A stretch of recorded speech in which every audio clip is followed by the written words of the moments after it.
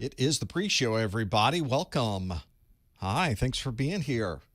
Hello, chat room. It is 10 minutes to go until we start our 220-1002 A+ study group of the day, of the month. I guess it's our only Core 2 study group of the month. Of course, we did the Core 1 study group 2 days ago. We have today's Core 2. Next week is Network Plus. The week after that, Security Plus. There's always something going on, isn't there? Let's see if I can straighten up this bit of a mess I've created here. Hi, chat room. Hi, everybody. Let's check recordings. Recordings going here. Recordings down here. See, my Cylons are going. There's really two going. You can't see the top one. It's cut off a little bit, but the second one you can see. So they're going. Everything is recording. Stream looks good. Hi, everybody. Hi, chat room. Hi, Canada. Hi, London. I'm guessing that's London, UK. I'm guessing. There's a lot of Londons I've found. Morocco checking in. Colorado's here. Hi, everybody. Hi, everybody. Dubai, Texas. Not Dubai, Texas, but Dubai and Texas. Hollywood, CA. Different than Hollywood, FLA. Different. Very different. And somehow very much alike. Chicago, Orlando's here. Ohio, welcome. Virginia Beach, Houston. Houston again. Got double Houston. India checking in. Hey. Maryland. New York City. Philly. Dallas is here. South Africa, hello. And again, South Africa, hello. Panama, the country, not Panama City, but Panama, the country. Welcome. Bedfordshire. England. India again. Houston again. Norwich is here. India again. Czechs are here. Welcome. Phoenix is here. Las Vegas. Tallahassee, just down the street. Virginia. Bama. Alabama. South Carolina. Finland. That's a big broad range. Bama and Finland. Boom. Got it right there. Socrative link, professormesser.com/QA. Pop open a new browser window. Let's get some cooling going on in this room. I can turn the lights on, and although they are LED, they light up pretty quick. They light up pretty darn quick. Well, you can see on me, they are lit. They are on. You can't see them here. There's two lights right there. You just can't see them. You can kind of see the glare from this one over here. See how it's a little bit foggy? That's the brightness from that light. I should probably pull it out a little farther so you could really see that, but I just think the lights would be annoying to have there. Let's turn this down a little. No, how about 76? Because it gets warm in here. There we go. Oh, there's more Canada here in Missouri and Algeria and Lakewood, Washington and St. Lucia, French Guiana, D.C., Melbourne, Florida. A lot of Florida's checking in. A lot of India today. Hello, India. Idaho, way to go. More South Africa is here. Welcome. Kansas City. Houston. A lot of Houston checking in to have all of that here. Link for the question, professormesser.com/QA. We'll get all that started. You'll get all the details once we get things going in about 6 minutes. 6 minutes and we'll get things beginning, get things going. I usually start up about 10 minutes early, and I have had people send me emails saying, I turn that off because I just don't want to see the back of your head the whole time. But you won't. This is just for the pre-show, and you'll figure all of those things out. So if you also want to get links to all of these things, you're trying to figure out how do I answer the questions? Where's the link to this? Where's the link to that? It's on the website at professormesser.com/live. professormesser.com/live. Free. So we had a lot of people on the A+ 2 days ago. I can still talk, so it's all good. So now the key is to just keep things going with the 1002. There's a lot going on here right now. So we're just constantly creating content. So I'm in here all day, every day, working half days, as they say, 8 to 8. Actually, more than 8 to 8, it seems. There's our 5-minute warning. Bing. On the watch, on the tablet. Everybody's telling me something's going on in 5 minutes. Maybe I should get this set up. I usually start setting up about 2 hours before because I like to get everything turned on. There have been times where I've been ready to turn the lights on and the lights didn't work because the power unit that I use for my lights sometime during the time between the last time I recorded anything or did a live stream was hit by lightning, had a power surge or whatever. So I've had to pull a ladder in here in the last 10 minutes sometimes and unplug everything and plug it back in and get things up and running. Today, everything worked fine, but it's nice to do that a couple hours before. I can check the streaming server. I can make sure everything boots up here. I have to move monitors around. Normally, this monitor is a lot closer to me. This one's usually over here. The laptop's not usually in here. The tablet's usually right where it is, ironically. The television, which you kind of see the bottom of it right here. There's like a 55-inch television in here that I use as my monitor. I can see what's going on the video switcher. It's my video switcher console. And it is, I wonder if I can feed the video switcher output into an input that you could see. Think I could do that? Let's try that. Well, I don't have another. Let's try it anyway. What the heck? We're looking right now at my bird cam. So what's up on that television is, it's not that. It's this right here. Woo! That's what's up on, although it's not quite, you know, you start to see some weird stuff going on there, but that is what you see on that. So that's what's up on the screen. Oh, now I've gone and done it. Let's get that over here. That's not what I wanted to do. Birdcam goes here. And then this goes to input 1. No, not input 1. Where's my head cam? There it is. We're going to get this all straightened out in a second. See? Whoa, this is why you don't touch things once you get things started. Let's stop doing all of that. So that's what I'm seeing up there on that bigger screen is all of those crazy windows are there. Do I have a UPS at home? I have multiple UPSs. I am in the state of Florida. Lots of lightning, lots of outages of power, lots of storms. So absolutely I have a UPS here. Cannot get away with it. And whenever a storm comes through, everything gets unplugged anyway. You know, we go around and unplug the entire studio at whenever that happens. And at night, I shut this whole thing down. And then there is one power connection coming out of, I have racks on both sides of this. One power connection that's a UPS on one side of this, powered off and unplugged, and one network connection to everything in the desk. That that cable, the Ethernet connection's unplugged. Because the power surges can come from anywhere. They can come from the power connection. They can come from the Ethernet connection. So all of that can happen. This weird, funny, I call it my Cylons, although it's circling and not really going back and forth. There's two of them here. You don't see the ones on the top. There's two separate 1U video recording systems. They're Blackmagic video recording systems. If you're looking at something here, you're wondering, what is that? What mic am I using? What is that monitor? What is that thing? You can get a list of all those at professormesser.com/studio, or there's a link on the main website down at the bottom, professormesser.com/studio.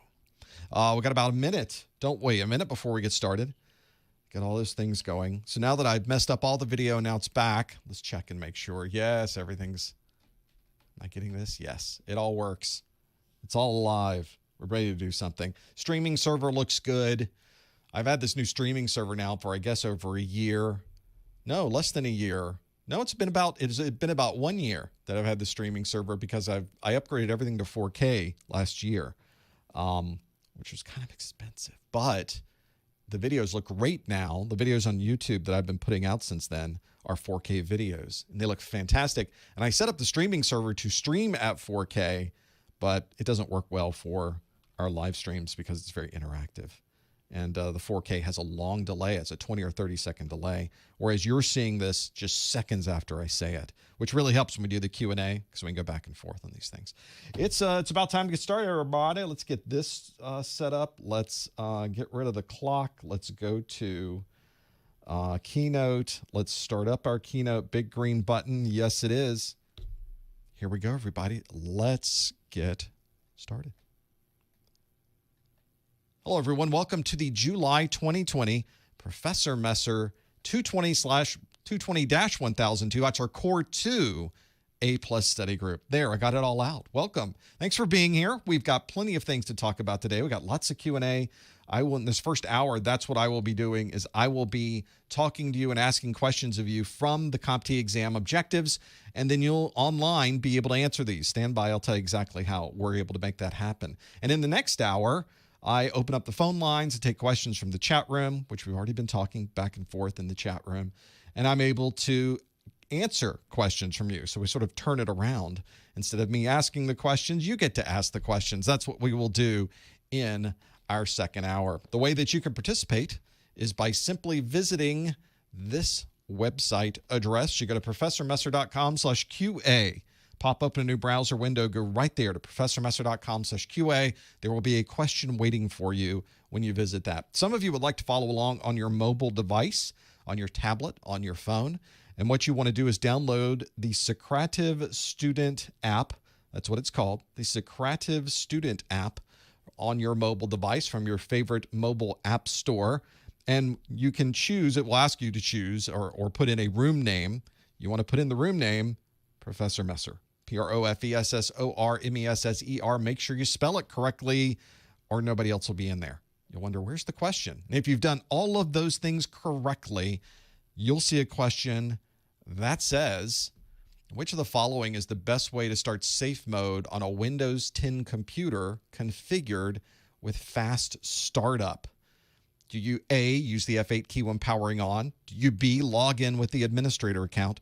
Do you C, interrupt the boot process 3 times? Do you D, use Control-Alt-Delete during startup? Or do you E, boot from the installation media? Now, if you think you know the answer, the rules are to not answer in the chat room. The rules instead are to go to professormesser.com/QA and lock in your answer. No hints in the chat room, no comments in the chat room about it. We'll talk all about it in just a moment anyway, and we will come back to that in just a moment. Thanks for joining us on our monthly study group. We really couldn't do it without you. Otherwise, I'd be asking questions into the ether and no one would be answering. That would be a pretty bad study group. These would have ended a long time ago. But there's other things you can do when we're not live. You can, of course, watch the replays of this on the Professor Messer website. I have daily pop quiz questions for A+. You can find those at professormesser.com/Twitter. There are also questions now on Instagram. If you're an Instagrammer, you like to look at pretty pictures, you can find the exact same questions on Instagram at professormesser.com/Instagram.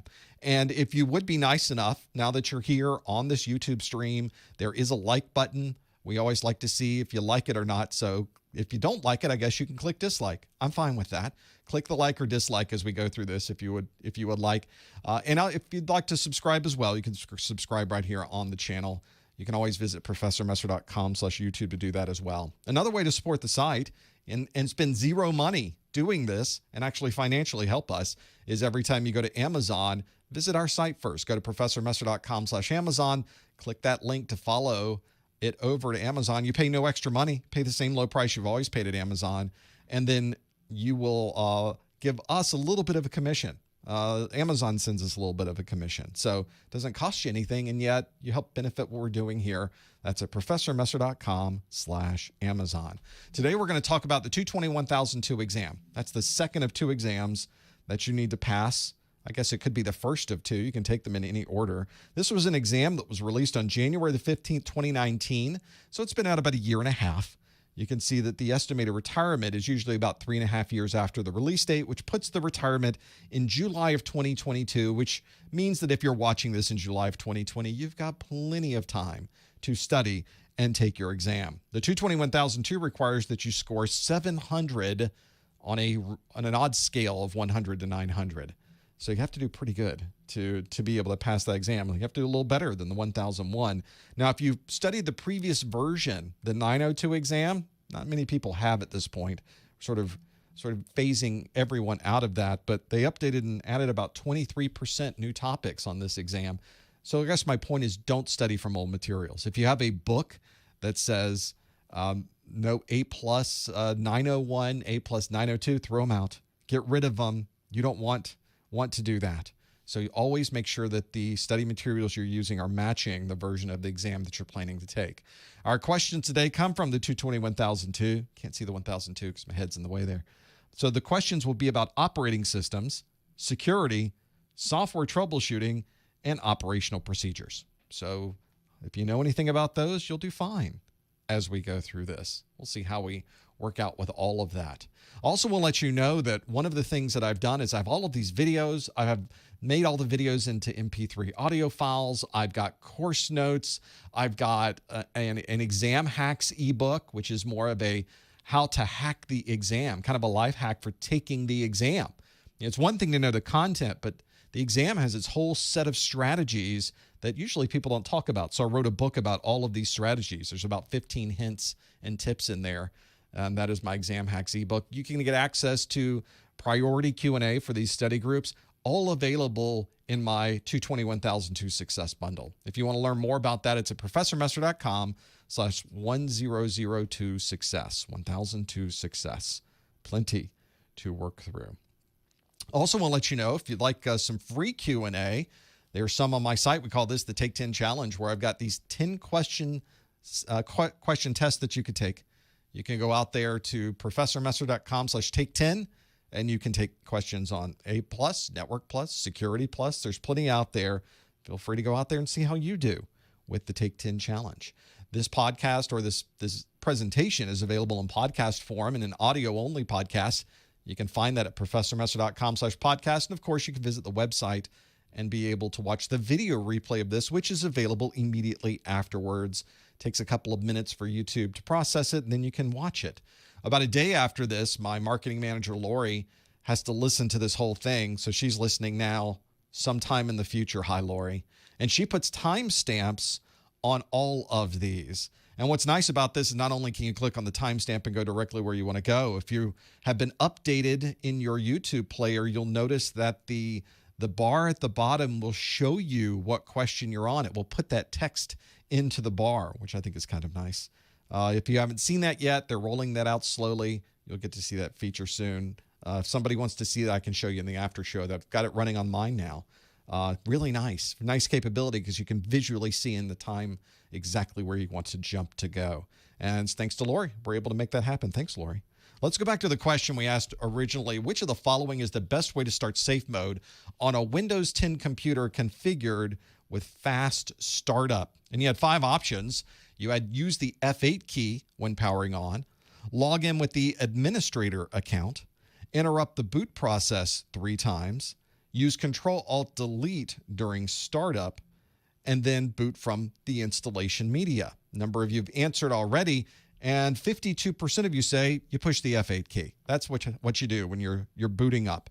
36% of you say you interrupt the boot process 3 times, and then single digits for everything else. Boot from installation media, 6%. Use Control-Delete during startup, 4%. Log in with the administrator account, 1%. So nobody thought it was those 3. Really, it's between those top 2. We did get a majority to use the F8 key when powering on. The problem, though, when you get into Windows 7, really Windows 8, 8.1, and Windows 10, is there's this new feature in Windows called Fast Startup, which means when you power down, it doesn't actually power all the way down. It just effectively goes to sleep a little bit. It powers halfway down. But when you start it back up again, it's not starting from the very beginning. You don't get your BIOS boot splash screen. It doesn't go through the boot manager process. It simply starts up Windows again. So pressing F8 will not give you access because you're way past that point. You already missed the F8 part when you booted it up for the very first time, which could have been days ago.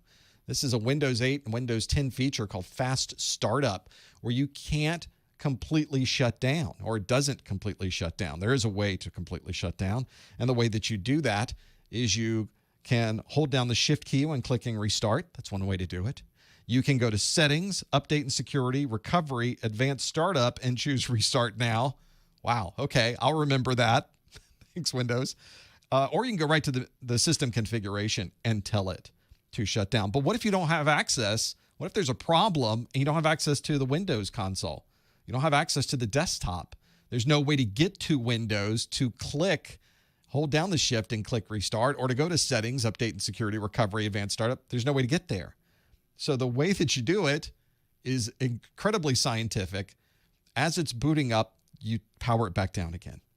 And you do that 3 times in a row. You interrupt the normal boot process 3 times. This is, by the way, the authorized way that Microsoft says you can do it. I'm not making this up.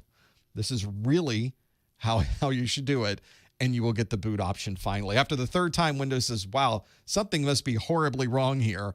Let me present you with the normal startup process. And you can choose from that to do a repair. You can go to the console. You can go to safe mode, all of those things. That's the only way to do it. And it doesn't hurt anything by interrupting the boot process. You're not writing anything to the drive, so you're not interrupting anything from the drive. It's just by powering it down. You see the Windows splash screen? Power it down. Power it back on. See the Windows splash screen? Power it down. Power it back on. See the Windows splash screen? Power it down. And that's your 3 times. And the 4th time in, it should be able to finally give you that option, which means those of you that answered C, interrupt with the boot process 3 times, only 36% of us must have been here last month, or it's been so long we've already forgotten, which is entirely possible too, as well, to go through that. This is one of those challenges, of course. Once you finally get there and can get into safe mode, then you can perform all of the things you need to do to fix everything on that system. You're just interrupting the boot process. That might require you to hold the power button to power down your system. You may have to pull the power cord on your computer. Any way you can do it is fine. Now, if you didn't realize that, if you had no idea about this fast startup, you had no idea about how to get there, now you've learned something. Now we're already one step further ahead when the A+ exam comes along. And that's really my point here of doing these. If everybody got 100%, there'd be no point for us to be here. So hopefully you've learned something with fast startup, and it might help you if you're ever in that situation where you need to get into safe mode on these newer Windows 10 computers. Let's now do another question. One of the things that I like to do as the first new question of the month is a performance-based question. For those of you that have never taken an A+ exam before, or any of the CompTIA exams, they are not all multiple choice. This last one we did, that was multiple choice. Just chose A, B, C, D, or E. Could have even guessed and gotten it right. But there's a handful of questions you're going to get at the beginning of the exam that will not be multiple choice. They are anything but multiple choice. So whenever you run into those situations, you're going to need to know how to process those questions. Now, fortunately, it's the same topics you've already know about, but they may ask you in a different way. They may put you to a command prompt and ask you to perform a function. They may put you to a Windows desktop and ask you to use a particular utility. They might have you matching different things. You might have to do a drag and drop. You might have to put things in order from highest to lowest or fastest to slowest. You never know exactly what it's going to be, but it is performance-based. It's anything but multiple choice. So I have a performance-based question for you to get things started.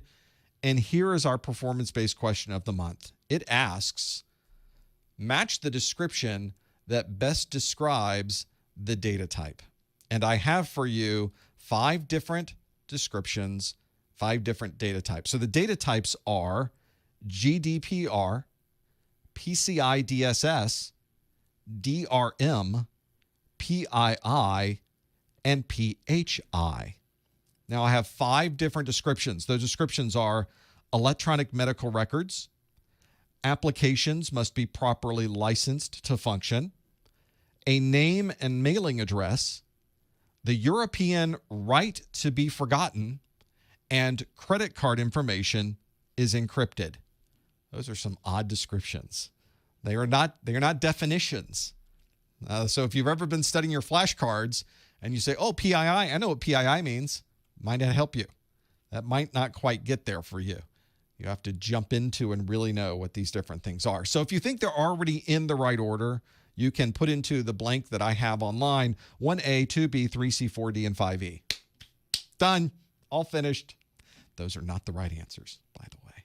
But that's how you stick them in. You don't have to type all of the words back in and do all of that. Just remember, though, what you plugged in, because when you submit the question, it doesn't tell you what the answer was that you submitted.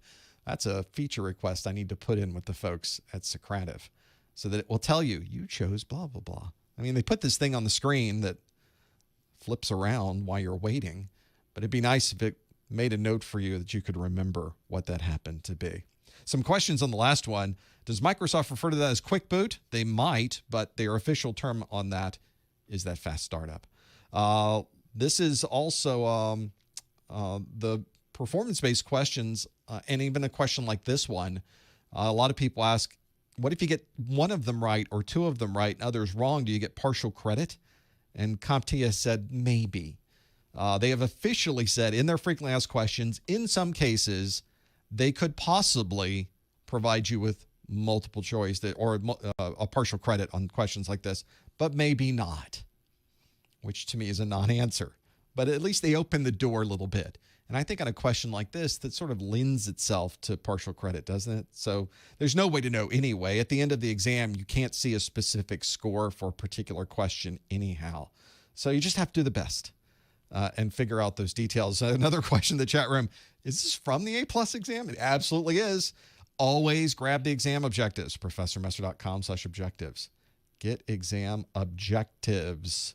So that would be good to be able to have that there. See how that works for you. This is a set of questions. You're going to get a few of these at the beginning of the exam, but it's all topics you should know because they all come from the exam objectives. So I see a lot of you are now figuring it out. You've either spent time plugging it in and trying to figure out those details, or you're finally at a point where, yep, you're over it. You're over finishing this. You're just going to put in an answer, see how it goes with these things. I would like to be able to figure out. I think once you get a couple of these, maybe it's you've now moved some things around. There's fewer choices available. Maybe that helps too. So if you totally know what it is, that would be working. Are they all in the same module? No, I think some of these are. At least 4 of these are. One might be in a different module, but they're all pretty close to each other. I think it's the same domain. So pretty quick. Go to the exam objectives. They're all in there.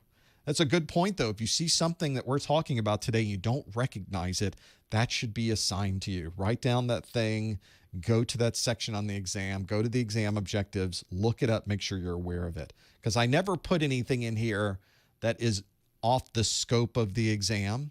Sometimes I will make something up, and if I do that, I tell you. But none of these are made up. Those are real things that are on the screen. In fact, let's go through and figure this out. I've talked long enough to figure out these details. Let's go through the list of these. Let's start with the GDPR. The GDPR is where we want to go. And the description that best fits the General Data Protection Regulation is a European regulation that is often called the right to be forgotten, because in the UK, in Europe, and other places over there across the pond, they have created these regulations where you can ask a website just to delete everything that is about you on the website.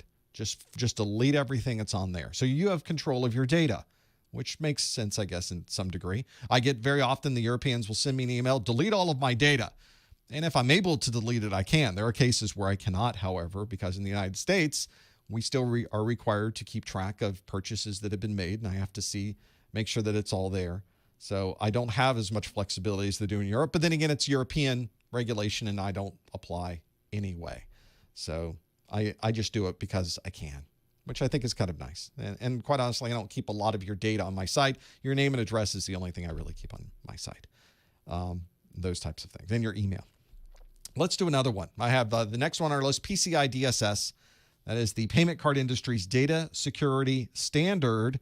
And if you knew PCI payment card industry, it makes sense that would be that credit card information has to be encrypted as we're going across. So that makes sense as well, to have all of those things there. Credit card information is encrypted. Oh, for the GDPR, does it delete your comments from the chat replay? I don't have your chat data. I don't store that. That's YouTube. You'd have to talk to YouTube about that. Maybe they can. I bet they must be able to. I understand you were kind of being cheeky about that, but I think it would be a YouTube thing. I have no control over it. Third on our list, DRM. DRM stands for Digital Rights Management, and that is corresponding to B, applications must be properly licensed to function. The DRM So if you've ever tried to watch media, start an application, do anything on your computer, and it says, you must be licensed to be able to do this, or you have to insert the USB key to be able to do this. Used to be before there was USB keys, we had these parallel port dongles you'd have to put on the back of your parallel ports on your computer just to run certain applications. Very common. And that's all thanks to DRM. One of the things you'll notice is none of my videos, PDF files, or anything else has any DRM on it. As it turns out, DRM doesn't actually prevent anybody from doing anything they really, really wanted to do anyway. And all it does is make the people properly licensed have to jump through a lot of hoops. But I guess some people feel it's really useful, so they still have it on their products. You don't see a lot of DRM these days, though. It's very, very niche, and I think that makes a lot of sense. Fourth on our list, PII.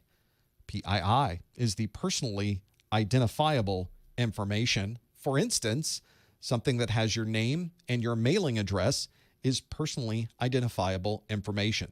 The information that I keep on my website is PII. I have your name, I have your email address. In some cases, I have your shipping address so I can ship you products that you've purchased. I do not keep credit card information on my site. Even if you put credit card information in, you're putting that in directly with the credit card provider. My website takes you over there. You put in all of that on their site, and then it brings you back to my site because I don't want your credit card numbers. I don't want that mess of nonsense to deal with. So I don't have to deal with the PCI DSS, but I do have to deal with all regulations dealing with PII. And in the United States, we don't have a lot of those, at least not quite yet. Everything is encrypted and stored, though, so nobody can get to it. And the last on our list, PHI. PHI is our protected health information. So anything dealing with healthcare, anything dealing with your health records, and electronic medical records certainly fits there as well. So to summarize, we've got GDPR, the General Data Protection Regulation, that is the European right to be forgotten.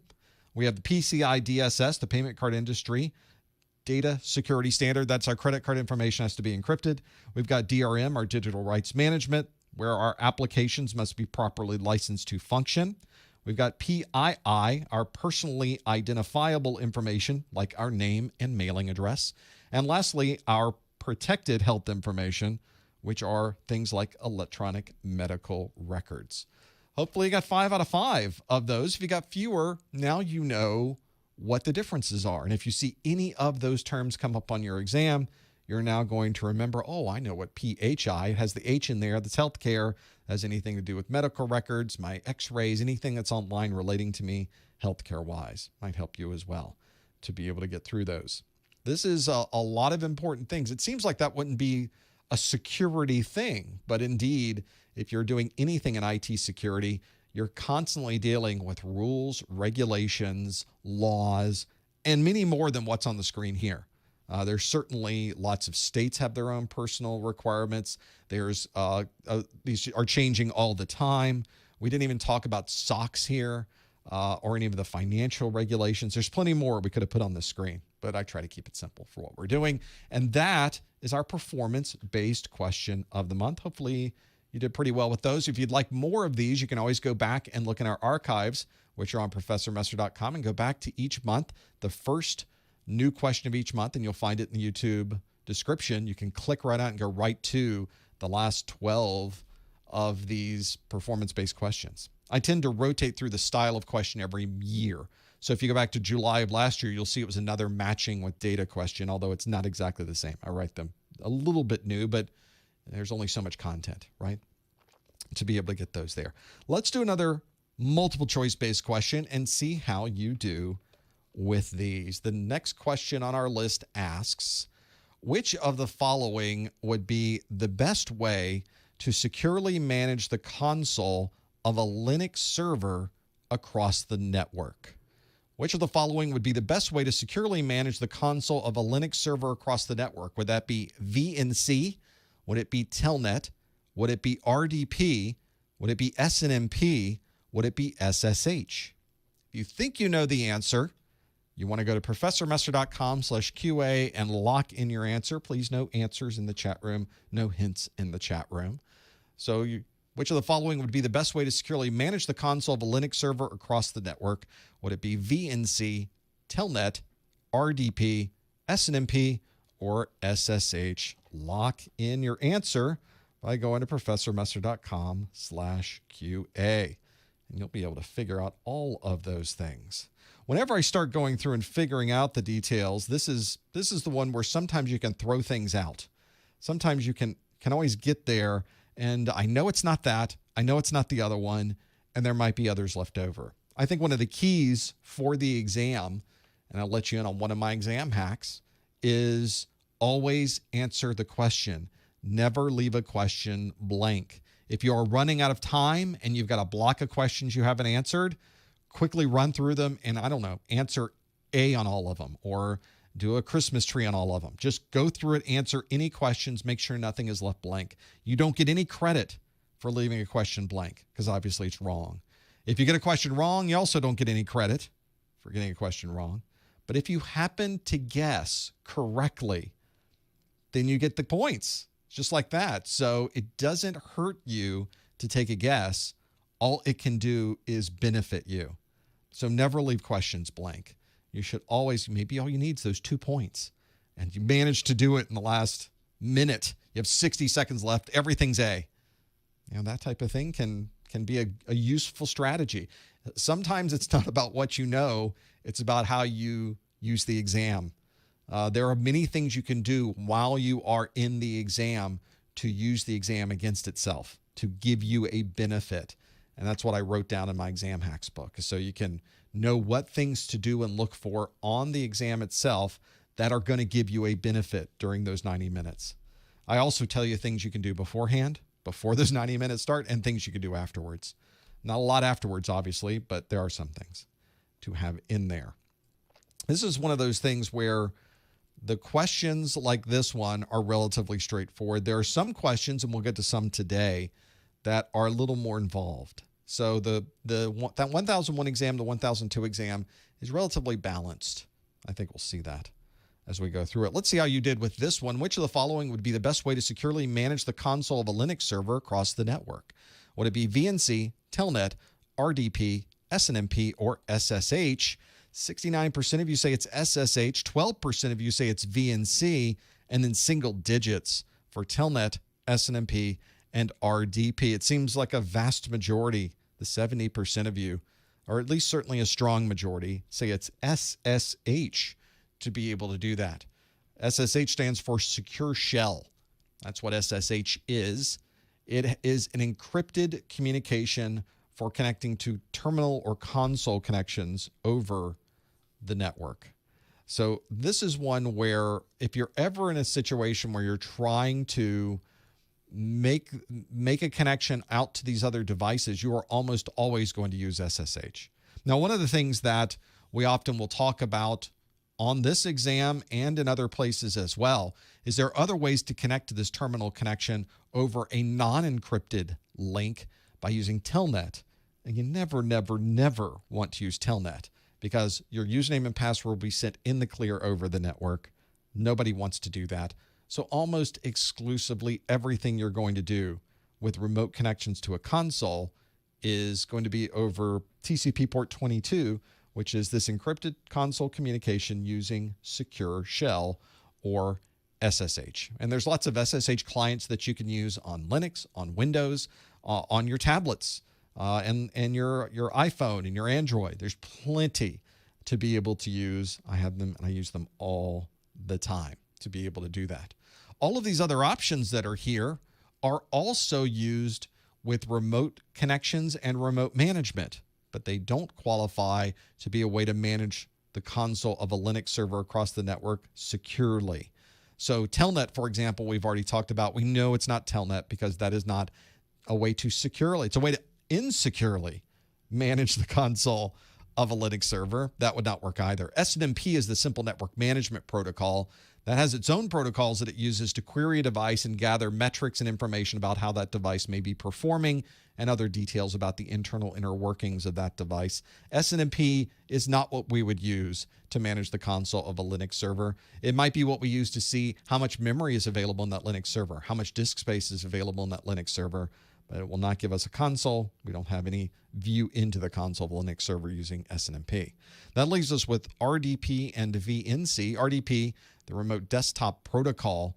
to be able, RDP and VNC are almost identical in the way they work. They're a remote console or remote desktop functionality into a remote device. RDP is a Microsoft protocol, that remote desktop protocol. The VNC is a network protocol or set of, really a utility that uses a set of network protocols to be able to provide that same remote desktop look and feel, but using other methods other than Microsoft's. So if you need a third-party method, maybe you want to connect to a Linux server, maybe you want to connect to a Mac OS device, you can use VNC to be able to do that.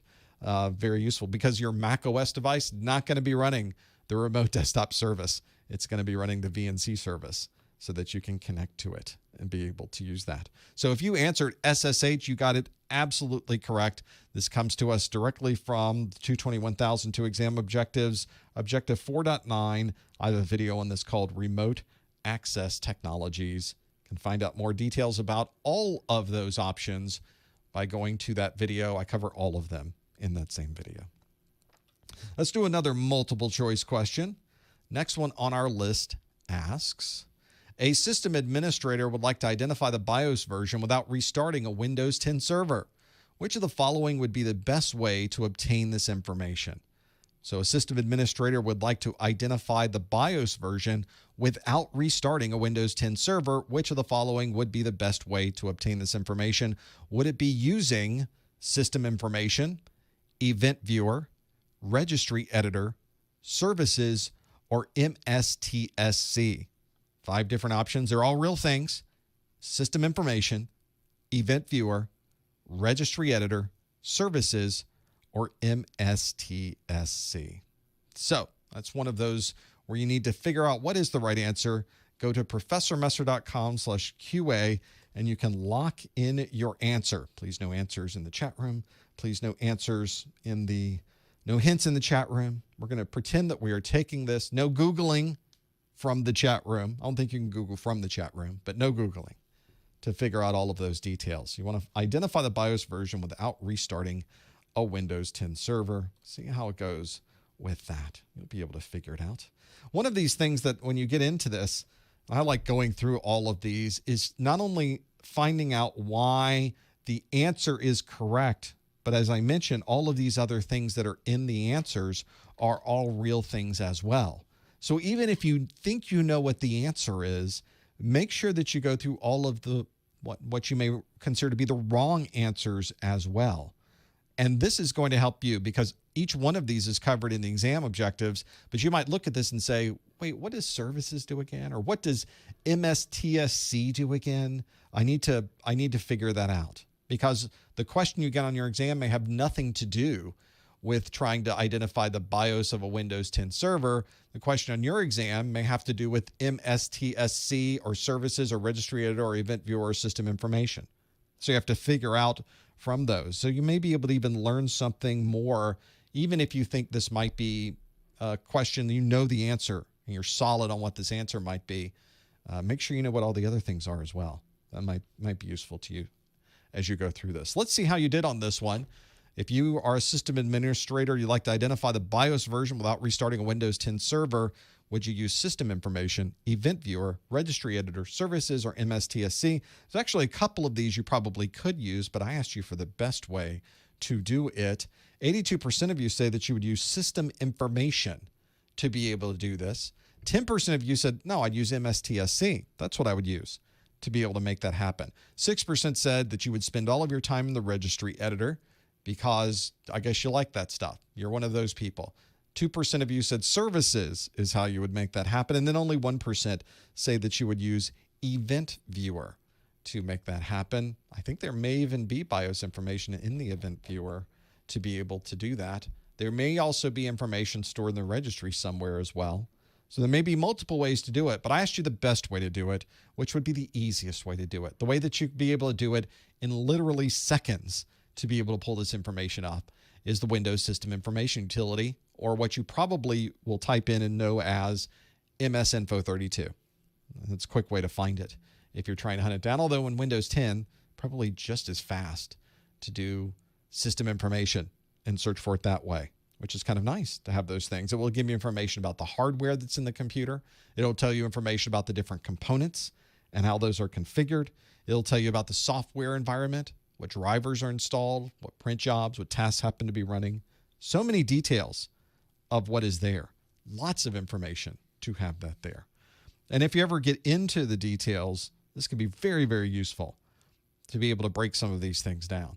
So system information, tons of information, plenty of details. If you ever sit down and you are brand new computer, you've never set down this computer again, or you don't remember what the configuration is, a very quick way to find out exactly what type of information that would be. And 81% of you agree this as well. You say, absolutely, that's what I would use. 10% said that you would use the Microsoft Terminal Services Client, MSTSC. The Microsoft Terminal Services Client is a fancy way to say their remote desktop client. That's what that is.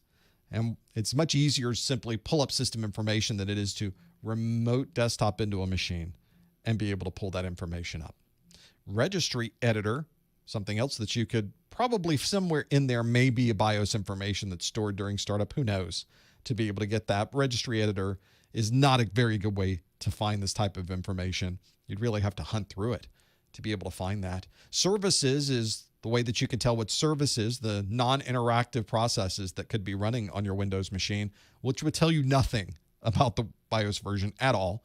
And 2% of you, obviously 98% of you knew that that would not be a good way to do it. And 99% of you said, nah, Event Viewer is hard enough to use as it is. Probably not the easiest thing when you're trying to find a BIOS version. Only 1% of you thought, and 82% of you were spot on. It's the system information. That is exactly what you should use to be able to figure out the best way to obtain the BIOS information of your computer. In fact, in this screenshot, is the BIOS there? Let me zoom up on it. So this has, it actually tells you this is a virtual box that I'm running here. And so system information tells me the BIOS version that VirtualBox is running right on the screen. And if you ran MS Info 32 on your computer, you'd be able to see it right now as well. Boom, just like that. So easy to have those things there. So that means that, as we mentioned, if you answered A, system information, 82% of you got that. Absolutely correct. Very useful. Now, we have already gone through the process of going through 3 or 4 different domains of the 221,002 exam, and already we've covered a vast array of topics. If you were to watch every single one of my A+ videos, it's 137 videos. I made it as short as I could, and even then it's 18 hours and 29 minutes long. There's a lot of content in my video courses.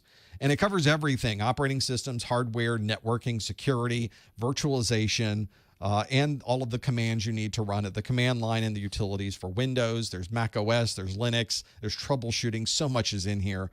It's very difficult for somebody to try to encapsulate all of that information in one place. But indeed, that's exactly what I have done in my course notes. I've grabbed everything that is in my videos and I put them into a single PDF file. And this is the course notes right here that I have on my screen. And I've gone through every single video. I grab all of the details from every single video, all of the text, all of the charts that I create, all of the graphics, and I put them into one single document. This is my 221,002 A+ course notes. They are available on my website at professormesser.com/1002 notes. I not only have digital versions of the notes, I have physical versions too. That's the physical book that I'm showing. It looks like the physical book on the screen, but that's the digital. One reason it looks the same is it is exactly the same content.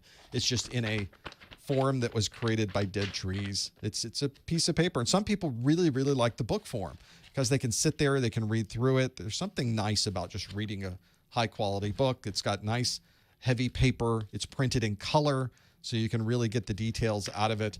All of the information that's in my digital is also in the physical. And if you buy the physical course notes, you get the digital version for free. So while you're waiting on this to be shipped to you, you can immediately download and pull up the latest version of the course notes and be able to work with those.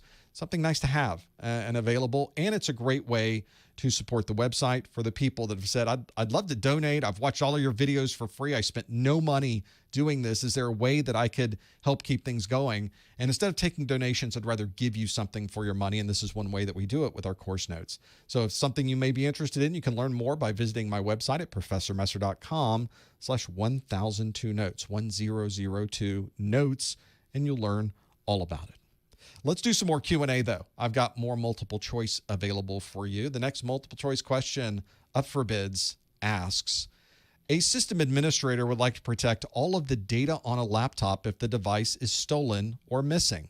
Which of the following would be the best choice for this requirement? Would it be EFS, single sign-on, BitLocker, explicit permissions, or NTFS? A system administrator would like to protect all of the data on a laptop if the device is stolen or missing. Which of the following would be the best choice for this requirement? Would it be EFS, single sign-on, BitLocker, explicit permissions, or NTFS? Hopefully that is one where that can help you out. If you think you know the answer, go to professormesser.com/QA. You can do that. In the chat room, somebody says, I'd love to have your videos in audio format. Well, if you follow that same link, professormesser.com/1002 notes, there's also an option to get the audio version of my course, an MP3 version, so you can listen in your car, you can listen while you're working out, and it includes the course notes with it for free. So I just bundle them together to give you one single price. I used to just sell, here you go, here's the audio, and it didn't have anything with it. So I just started bundling everything together, give you as much as you can in one place to have this here. So if you're someone who's working with laptops, you know, they tend to go missing. They tend to get stolen.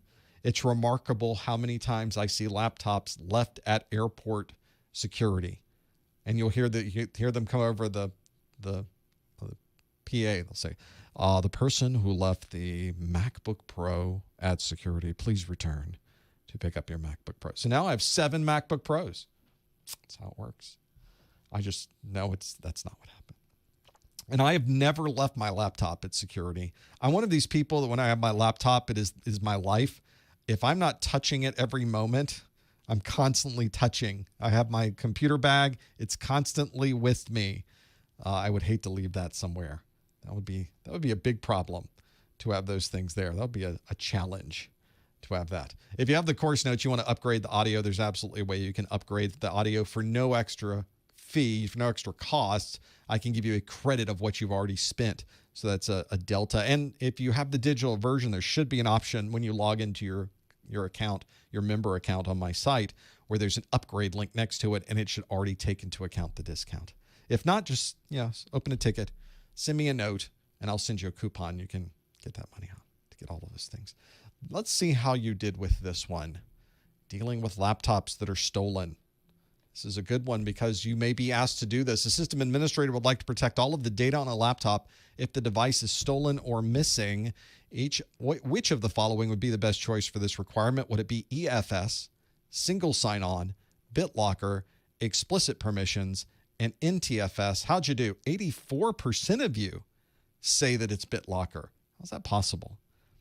That it's that answer. God, could it be EFS? 7% said it's EFS. 5% said it's explicit permissions. And 2% tie for fourth place between single sign-on and NTFS. The real key here is that the entire laptop is stolen or the entire laptop goes missing. There never needs to be a case where you're wondering, did we encrypt the right section of the laptop? How about we just encrypt everything? And encrypting everything means that we're using BitLocker. We're taking the entire volume and we are encrypting everything that is on there. The operating system, the data. If you store more data on the system, it's automatically encrypted and stored. It is the best thing to use for these mobile devices because if a laptop does go missing, and they tend to go missing, or somebody doesn't know where it is, and you're wondering, is our company data out there now floating around? Is it there? Nope, because it's encrypted. Nobody's going to be able to get to that BitLocker data. They would have to have your login information to be able to gain access to it. So very, very useful to have that functionality. And so now you don't have to worry.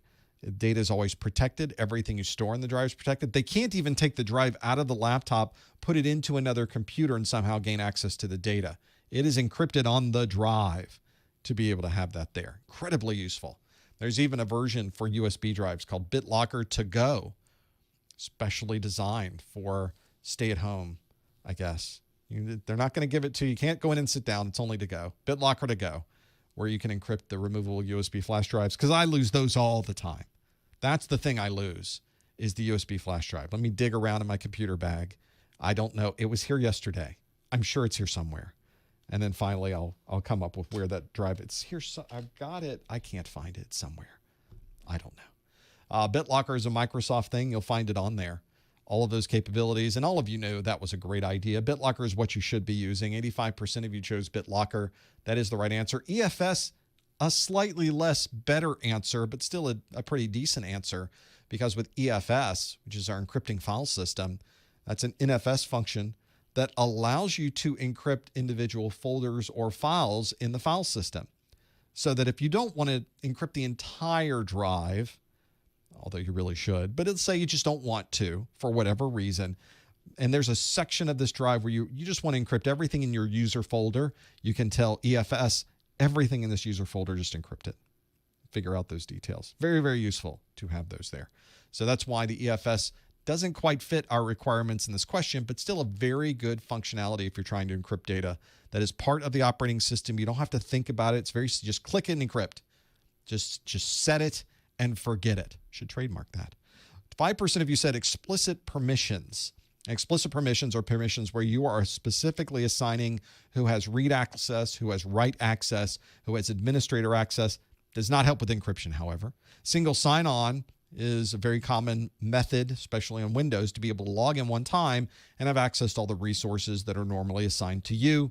Again, has nothing to do with encryption, has to do with access or indeed authentication and then authorization after that to different devices. And MTFS is a type of file system which can support different functionalities for encryption, but MTFS itself does not allow you to set encryption on your machine. If you have MTFS as part of your file system, you are not automatically protected.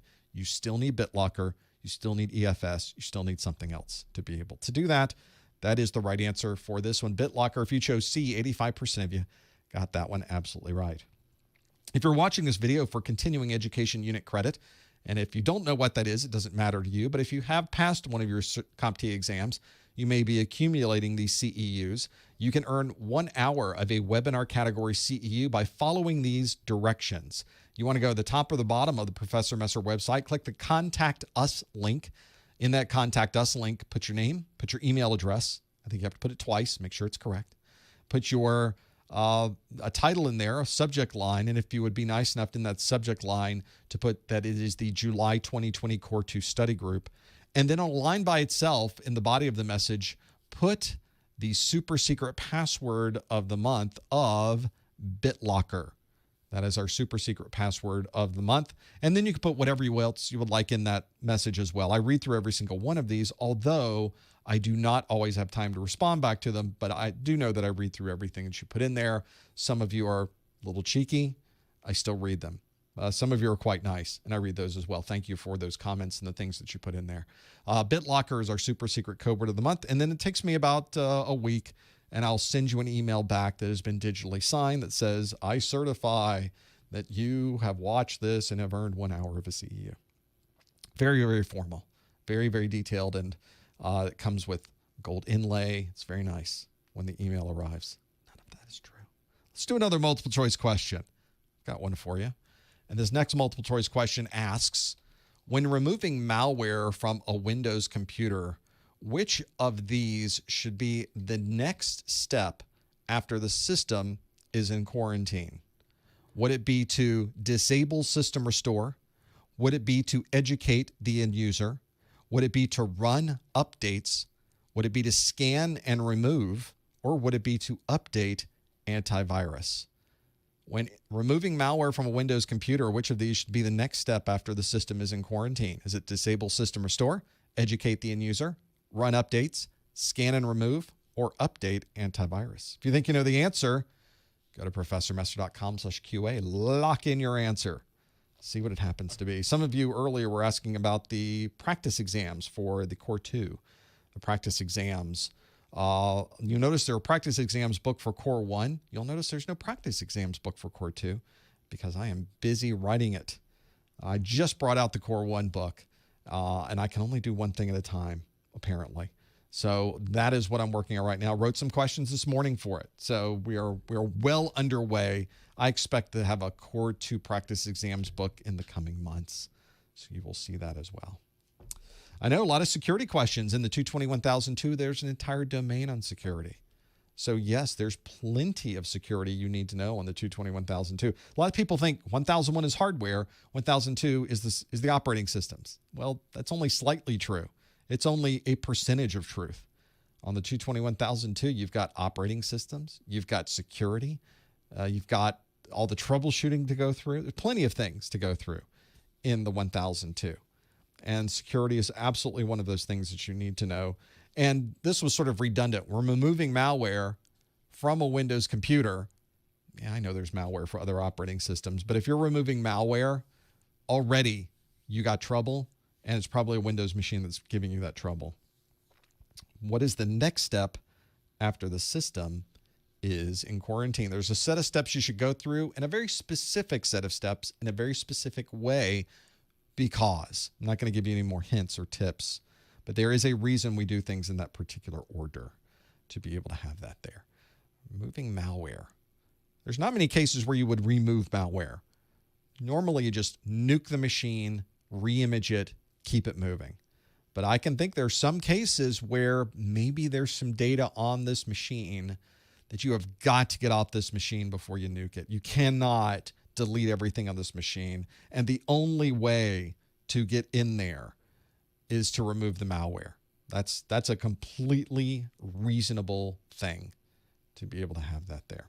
Hopefully that can help you with this. Let's see how you did with this answer. When removing malware from a Windows computer, which should be the next step after the system is in quarantine? Is it disable system restore, educate the end user, run updates, scan and remove, or update antivirus? Well, we didn't get a majority on this one, but we got a strong plurality.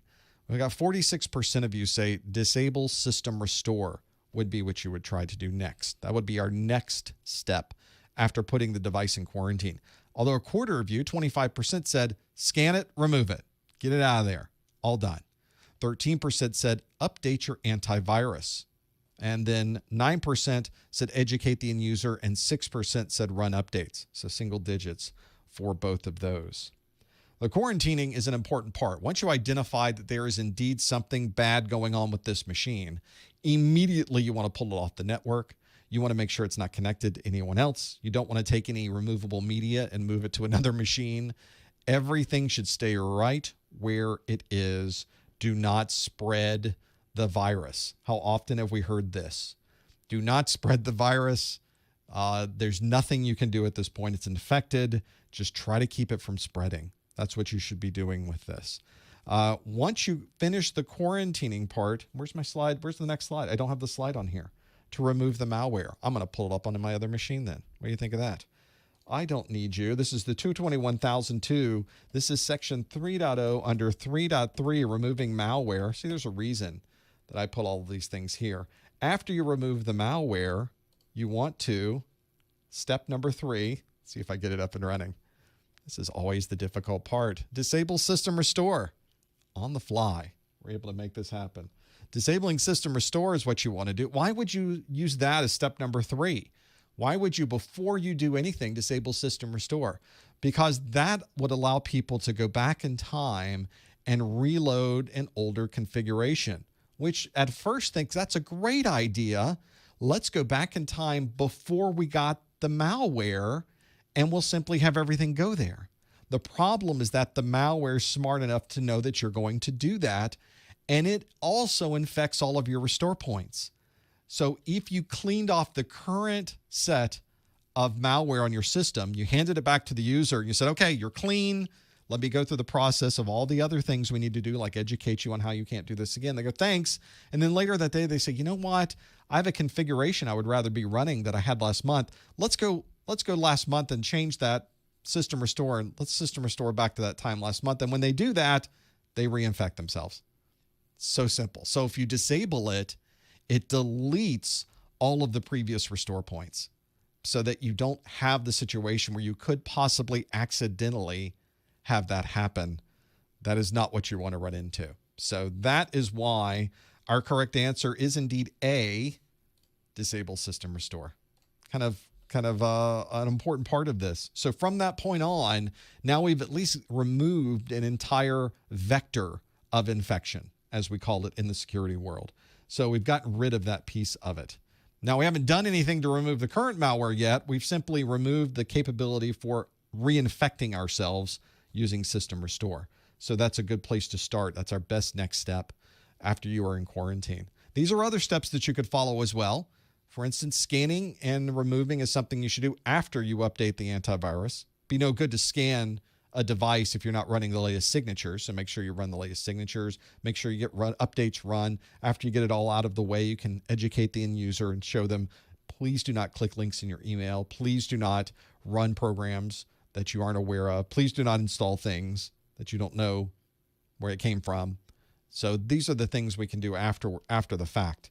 But as soon as we know there's a problem, we pull it off the network, our next step is disable system restore. Somewhere in there, we're re-enabling it, of course. After we clean up the machine, we can re-enable it. I think the really last step after you educate the end user is then finally delete everything and reinstall from a known good backup or reinstall from an image. But that's not on the exam objectives. But I think that should always be the last one. So absolutely have that case there. Why should you disable it after quarantine and not before? What if while you're in the process of disabling system restore, it jumps off of your machine and goes infect someone else? That's why. Because if you can remove the possibility of it ever spreading, now you've at least got a contained area to work in. And you don't have to worry so much about timing. These things can sometimes move very quickly. You don't know what you're dealing with. Is it a worm? Could it jump to another machine without you knowing? So absolutely remove quarantine immediately. That's your first thing. Click, click, click, remove, unplug. Okay, now we got this machine. In other places that I've worked, as I've worked as a security systems engineer for many, many, many years before doing this full time, and there are some customers I had that would simply show up at the user's desk. They got a notice it had an error. They would show up at their desk, unplug the machine, unplug it from the network, grab the entire machine, pull it off, put a brand new one right there, plug the new one in that was clean, and have them continue working while they took the old one back to their labs to figure out, is this something that we need to send in to our antivirus provider? Is this a new virus? Is this an old one? Is this something we know about? And then they can clean up that machine, re-image it in the meantime. They had a very good system in place to be able to make that happen. So that's what you should do as well, is disable system restore. That should be the first thing after quarantining that you do. And 46% of you got that absolutely right. This comes from the exam objective section 3.3, and the video name is removing malware. So those numbers, by the way, correspond to the numbers that are in the CompTIA exam objectives. So you can always find what we're talking about here right in your exam objectives to have that there. We got time for one more. Let's squeeze in another question here before we're done. I think we could do that. Another question coming directly from the exam objectives. The question asks, a system administrator has been asked to install a new version of a VBS file.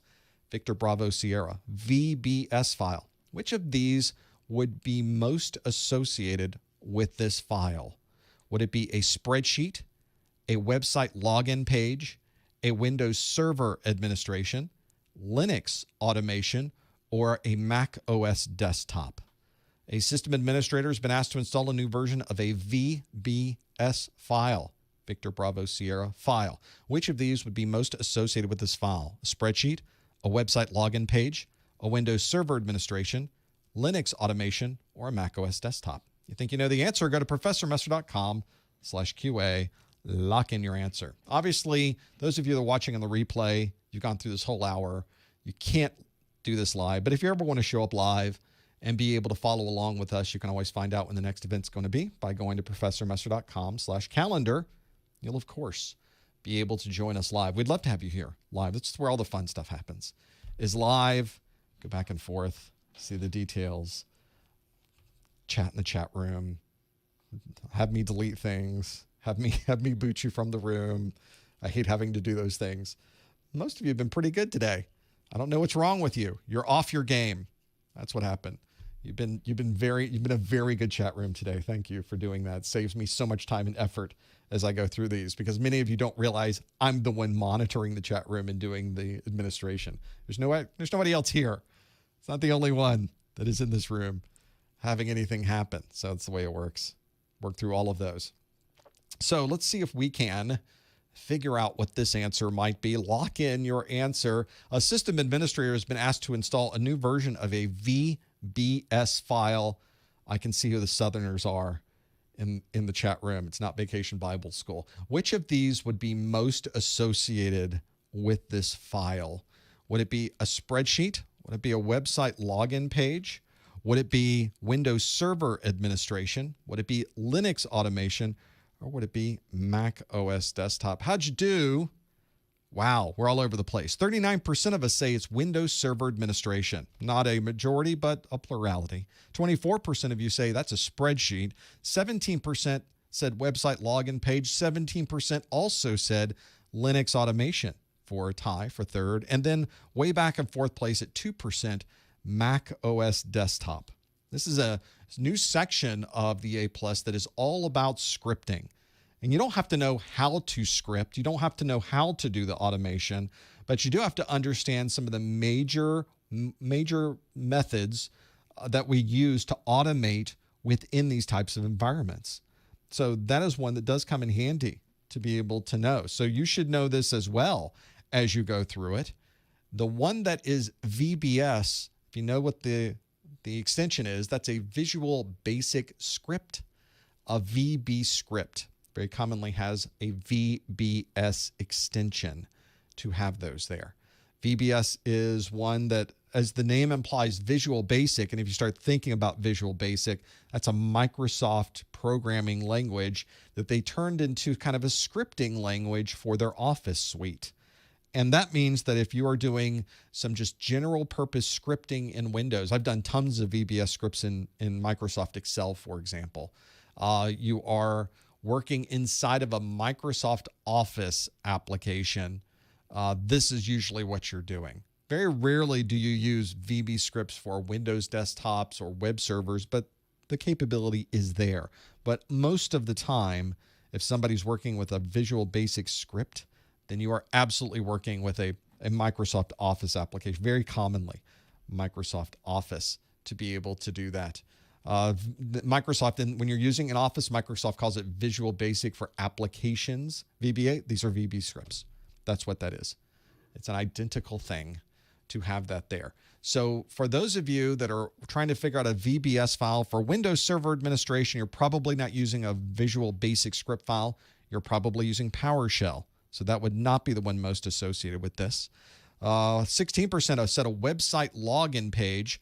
Very commonly, that was probably going to be JavaScript and not VB script to be able to do that because it's in a browser window. Linux automation uses shell scripts, sometimes Python, to be able to do that. Mac OS desktops can also use shell scripts to be able to do that. There's also an automator within Mac OS. That's a little bit outside the scope of A+. You don't have to know anything about automator for your A+ exam. And that leaves us finally at the very top of spreadsheet. The spreadsheet is the right answer. The VB script that you're working with is probably in a spreadsheet. You're probably working through all of those. The VB scripts, plenty there. So the spreadsheet is the right answer. That is the one that would be most associated with this file, given these 5 options. And I already told you for each of the 5 options what probably the most common scripting would be for each one of those. In this case, it would be spreadsheet in our VB script. The 25% of you got that one absolutely right. Well done to be able to work through all of those. All of these topics, by the way, come directly from the CompTIA exam objectives. If you do not have the objectives, you are doing yourself a miserable disservice. They're free. You can download them right now. They tell you everything that's on the exam. So for the people that have ever tried to get through the exam, or they sent me a note that said, what should we study? What should we really study for the exam? I don't want to go outside the scope of the exam. Just tell me exactly what I need to know to pass this exam. And I go, here you go. It's a set of exam objectives. They're all completely spelled out for you. Plenty there to have that. And I gave you a quick link to get to the CompTIA website. Go to professormesser.com/objectives. And you can, of course, get there and work through all of those objectives, and then come back to my site and watch the videos and follow along with the objectives. All of my videos are absolutely in the same order. They are very, very, very detailed. There's explicit information in there about what you need to know. So hopefully that can help you out. And if you aren't quite sure, looking at the objectives, you're thinking, how far do they go with this? I've already created a video that tells you exactly more detail on that. So this is, I think the first course I created was the 600 series. I did the 600, 700, 800, 900. This is my 5th A+ training course series. So I think I got it at this point. I think I have a pretty good idea of what they're looking for, and hopefully you see that in the videos as well. Well, we do one of these study groups every month.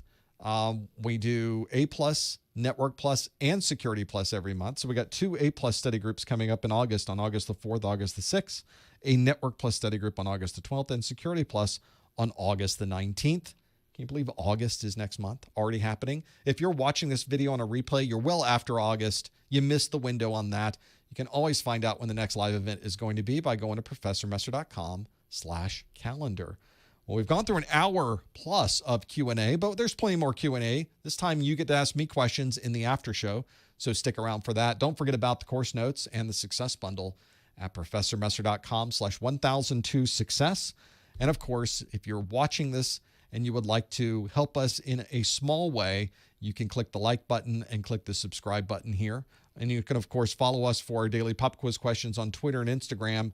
Go to professormesser.com/Twitter, professormesser.com/Instagram, professormesser.com/ the thing you want to find me on, /LinkedIn, /Facebook, /YouTube. Just slash something. You'll find me in there somewhere. I did notice, by the way, the Google spider that goes out and searches your website to find all the files, it's still looking for my Google Plus link, which I found ironic. I really should probably Instagram that one. You're not going to find me on Google Plus, I'm afraid, or anyone else for that matter. And of course, don't forget to support us on Amazon, professormesser.com/Amazon. Thanks for being here for our study group. Stick around for the after show. We'd love to have you there as well. And we will see you next time on the A+ study group. Well, let's see if I can get things going on my side. Here we go. Let's open up the phone lines. I have to type a few things in. I see a chat room. Feel free to ask questions in the chat room as well. I'll be pulling up questions from there. I need to get things started on my side. As I mentioned, I don't have a producer to get things running on my side. I am my own producer. So let me host a show on my side. Let me start the show. Let me call into my show because the show is in the cloud. It's a cloud-based show. It's software as a service where I simply log in and I'm able to use the functionality of this software as a service call-in show function. So let's log in. Enter your 6-digit PIN. And my 6-digit PIN, I know I changed her so she doesn't say PIN number anymore, is... Welcome, Professor Messer. See, she even says hi.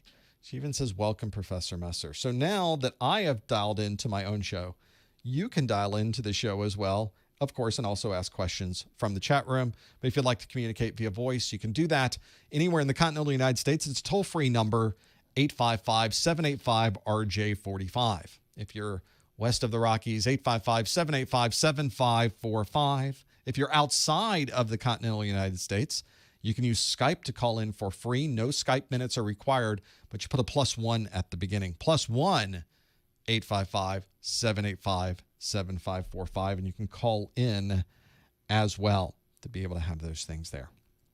So there are other questions of things that are coming in from the chat room. What's the best way to study and remember the different aspects of basic, professional, enterprise, education for the Windows 7, 8, and 10, which interestingly enough are not in the exam objectives. It just says Windows 7, Windows 8, Windows 10.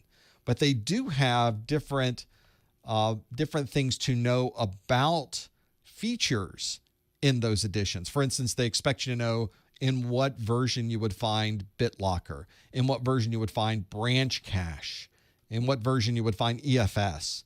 So that's where I start breaking them out. I do give you a lot of detail in that section, and CompTIA has tended to ask you fewer details about it through the years.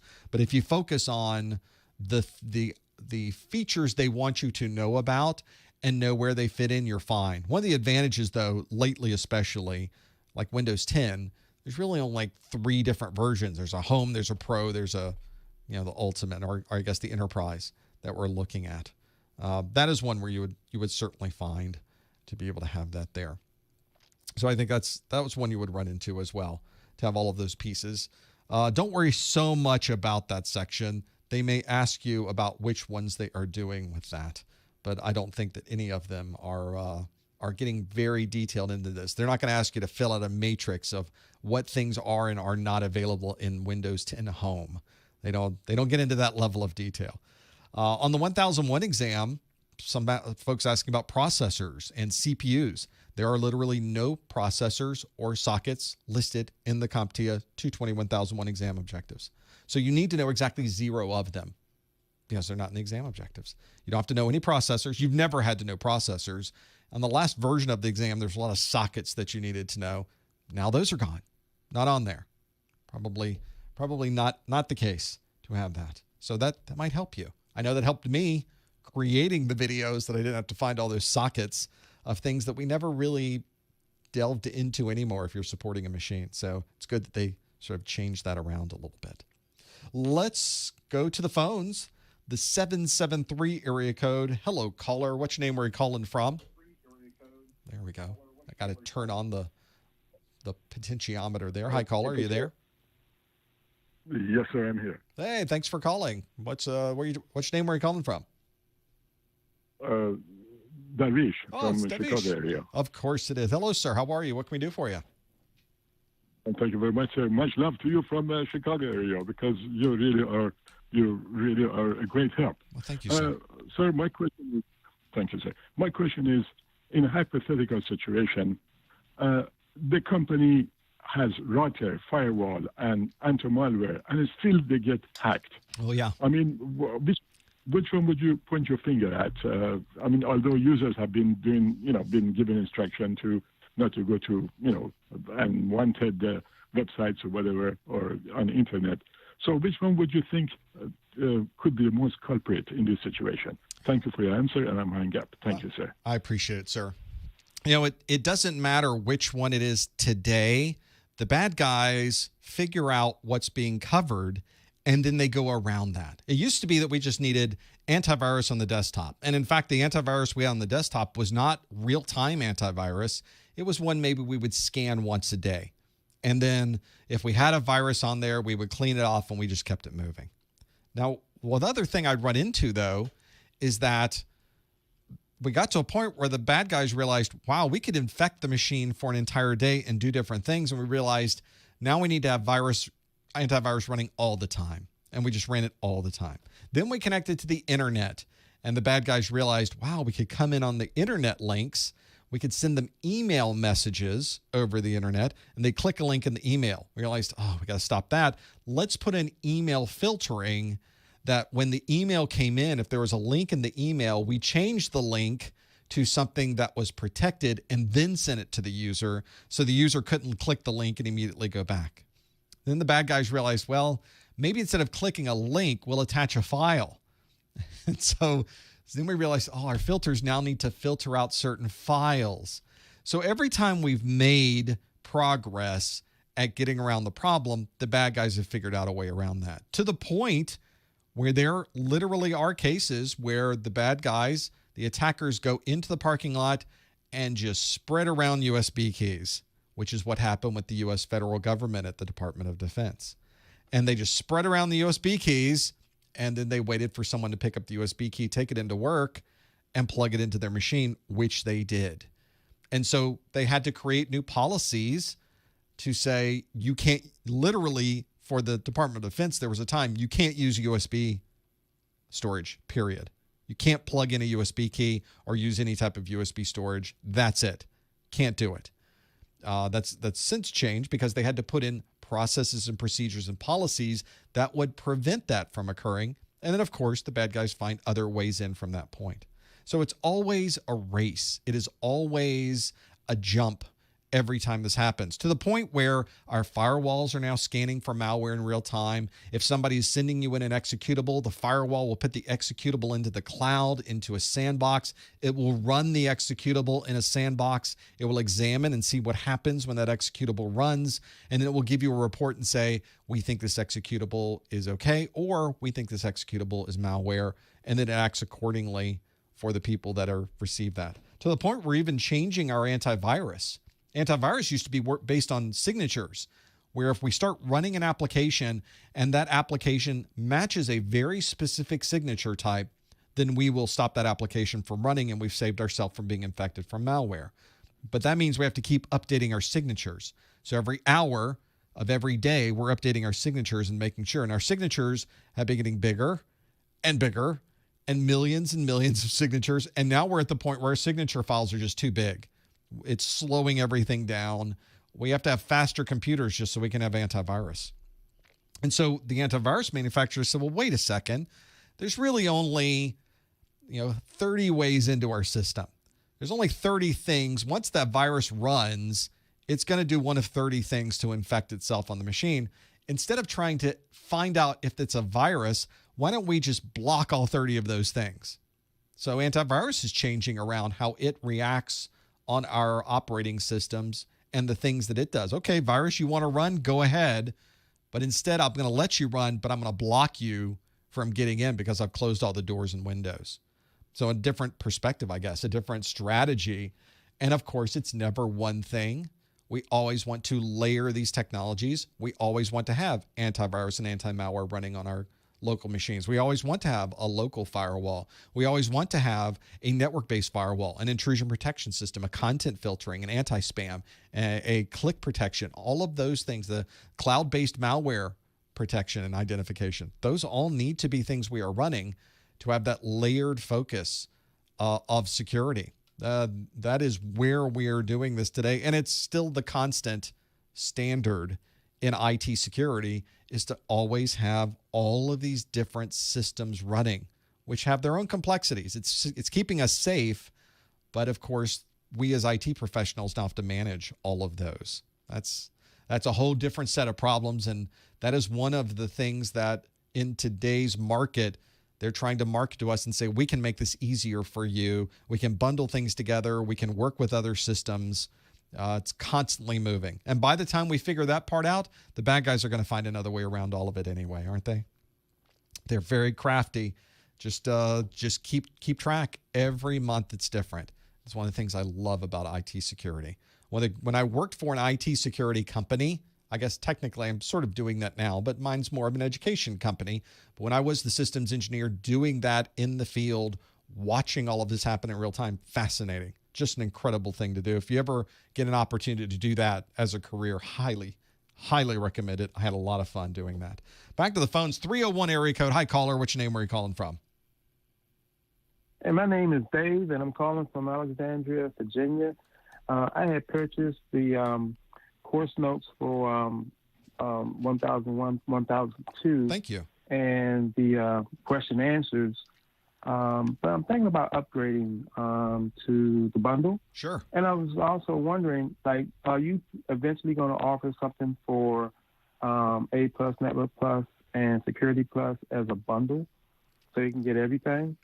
So two things there. One, whenever anybody buys a product from me, like maybe you get just the course notes, or maybe you just get the practice exams, and later on you think, maybe I want to build onto that. Maybe I want to get the entire success bundle, or maybe I bought the digital version and I want to get a physical book sent to me, but you don't have to buy it twice. Nobody wants to do that, and I don't want you to buy it twice. So anytime you purchase anything from me in your member login, if I have a way to give you an easy upgrade and credit back what you've already spent, there will be a link there. You can upgrade and purchase the success bundle. I can't always do that if you buy a physical item. There's all kinds of weird things on the back end that would prevent me. But if you send me a note or you open a ticket on my website and say, I bought this piece, I would love to get the success bundle, but not have to repurchase this piece, I'll send you a coupon that will give you that much off. So you're not spending any extra money. It's as if you just bought it all the very first time, and you don't have to spend more money than you would have to make that happen. And if you look for Security Plus and Network Plus, I have done the same thing. If you look on that part of the website, there is a success bundle for Security Plus and the success bundle for Network Plus, because everybody keeps asking about it. In fact, the Security Plus was the very first one I did. I said, let's put video, audio, course notes, practice exams. I'll write a new book for the exam hacks. Let's put links to give you priority Q&A in the study groups. And I'm going to add even one other thing into that. I don't want to give it away quite yet, but I'm going to add one other thing into that mix. And anytime you have it, I just keep adding things. So if you haven't logged in lately and you're wondering, are there new things? There probably is, because I just keep adding it if you're somebody who already has the success bundle. So for Security Plus, I did that, and everybody just loved it. And they said, okay, now I can get everything in one place in the success bundle. And so I realized, wow, okay, I did it for Network Plus, and then I did it for the 1001 and 1002. So now everything is set up that way, and I think that makes it easy for people too when they're trying to study. And you can, of course, if you don't want the success bundle, you can buy individual pieces too. So you can do it as a la carte, or you can do it just bundled together. Completely up to you, Dave. Oh, okay. I got one more question. Sure. What do you recommend as far as getting some hands-on experience? I noticed that CompTIA has the labs they sell, and also other companies have virtual labs, and then some have hands-on with real equipment. But what do you recommend, and what do you think is the best way to go? There's no best way to go, but I think there are different ways that work better for different people. One of the ones that I've worked with for a long time are the folks at Practice Labs. These are the labs you see a lot of places. For instance, if you look at the labs that I think CompTIA may be using their labs as their hands-on virtual lab system, because they've just got an amazing group of labs to work with. In fact, I'll show these on the screen, so those of you that are watching, you can get a feel for what they look like. These are the folks at Practice Labs. There's a link. I have a Practice Labs link on my Security Plus side that takes you to this. But the Practice Labs are a virtual world of labs that you would work with. I'm not logged into it right now, but it's got a huge set of virtual machines all set up. You power them all on, and then it's got a lab you step through where you can connect to and run commands against and do all kinds of things with these virtual labs, which are great things to use. And I specifically work with them. I've known them for years. I've talked with them and met with them personally. They're just amazing technology, and they keep adding on to it and doing great things with it. It's not inexpensive. $129 gives you a year access for Security Plus, Network Plus, and there's other labs that they have there as well for Network Plus and Linux and Server Plus. They have everything on their site, it seems. And they have other labs for Cisco and Microsoft, not just CompTIA. Good stuff to have there. But I realize for many people, that's a lot of money to be able to have that there. Is there a way you could work with this maybe on your own machine without having to be concerned about spending all that money? And there are some options available. One that I've mentioned before is at modern.ie, modern.ie, as in the modern world. Modern.ie, and the IE in this case stands for Internet Explorer. I realize it doesn't. That's not what the domain is, but that in this case, that's what it is. It's a Microsoft developer website it will redirect you to that is made for people that are developing apps in Edge and the previous Internet Explorer. But what they have here under the reference option is an option for tools. Pull this up here. There's the option for tools. And when you go to the tools, there's an option for virtual machines for legacy testing. And you can download legitimate from Microsoft's website, full-blown versions of Windows 10 running in a virtual machine. So you can run VirtualBox, which is free on your desktop, Vagrant, Hyper-V, which is free in Windows, VMware Workstation, or VMware Player, if you can find it on the VMware website. Use your Google skills, is free. And if you're running Mac, you can run Parallels. although Mac also runs VirtualBox and options for VMware. If you're running that utility, that client on your machine, you can download Windows 10 for free and now do anything you want in that Windows 10 virtual machine without breaking anything on your local machine, which is also helpful if you're running Mac OS or if you're running Linux and you still need that Windows 10 time on the desktop. You can do that. And it's a full-blown version of Windows. It's not an emulator. It's not something that's crippled in any way. You can run all of the utilities that are listed in the Microsoft or the CompTIA exam objectives. Great to be able to use, and that's free. Doesn't cost you anything to run those virtual machines. And Microsoft has a 90-day expiration on them. After 90 days, they just expire, and that means you just download them again, and you got another 90 days. And they're completely fine with this. The licensing is set up so that you can only use it for non-production purposes. So that's what we would do in our lab. You wouldn't run this as your main desktop. This is only for your lab type works, and it's perfect. It's a legitimate version of Windows 10. You don't have to kind of find Windows 10 anywhere. Microsoft will just give it to you. Great way to do it. So if you're on a Mac OS, download VirtualBox. Download the VirtualBox version of this virtual machine. Boom, you're running Windows 10 on your Mac. Just like that. The website, again, modern.ie, M-O-D-E-R-N, modern.ie, to be able to make that happen. So that is the key to be able to work through those. I think that might help you as well, Dave. That's an easy, you've got some high-end ways to work through hands-on and some free ways to work through hands-on for both of those. Thanks a lot. That's great info. I appreciate the call. Best of luck. Thank you. That's I like giving away the modern.ie. You do have to kind of figure out how to make all of those things work. But I think if you ever get into it and work through it, it's very, very easy. These virtual machines that Microsoft set up, they do expire after 90 days. You're not able to rearm them. You have to download them again and get them. And they do update them also. So it's useful to have a new version of the VM every 90 days. You're probably going to be done with them in 90 days anyway. So it's not going to be a big deal. Let's go back to the phones. 385 area code. Hi, caller. Which name were you calling from? Hi, my name is Samuel. I'm calling from Salt Lake City, Utah. Hey, Samuel. Thanks for calling. What can we do for you? Oh, nothing. This is my first time actually calling in on a live show. Well, I've called in on a radio.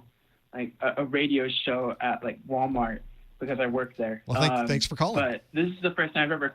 Huh? Sorry. Thank you for calling. Thank you for calling. What can we do for you? Okay. Let's see. I had a quick question before I begin with I don't really have any kind of question to offer you. Best kind of call. I tried, calling a couple times before, on this live stream, with my regular phone. But it seems to not work. So just a bit of history. I'm not from this number that I'm calling you. I'm calling you from Skype, by the way.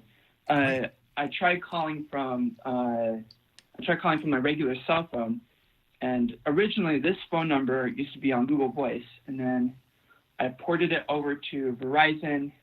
I ported it over to T-Mobile. Because of the lower price, and then another lower price to my work ported over to Sprint. And when I tried calling this number, the number for this show, right?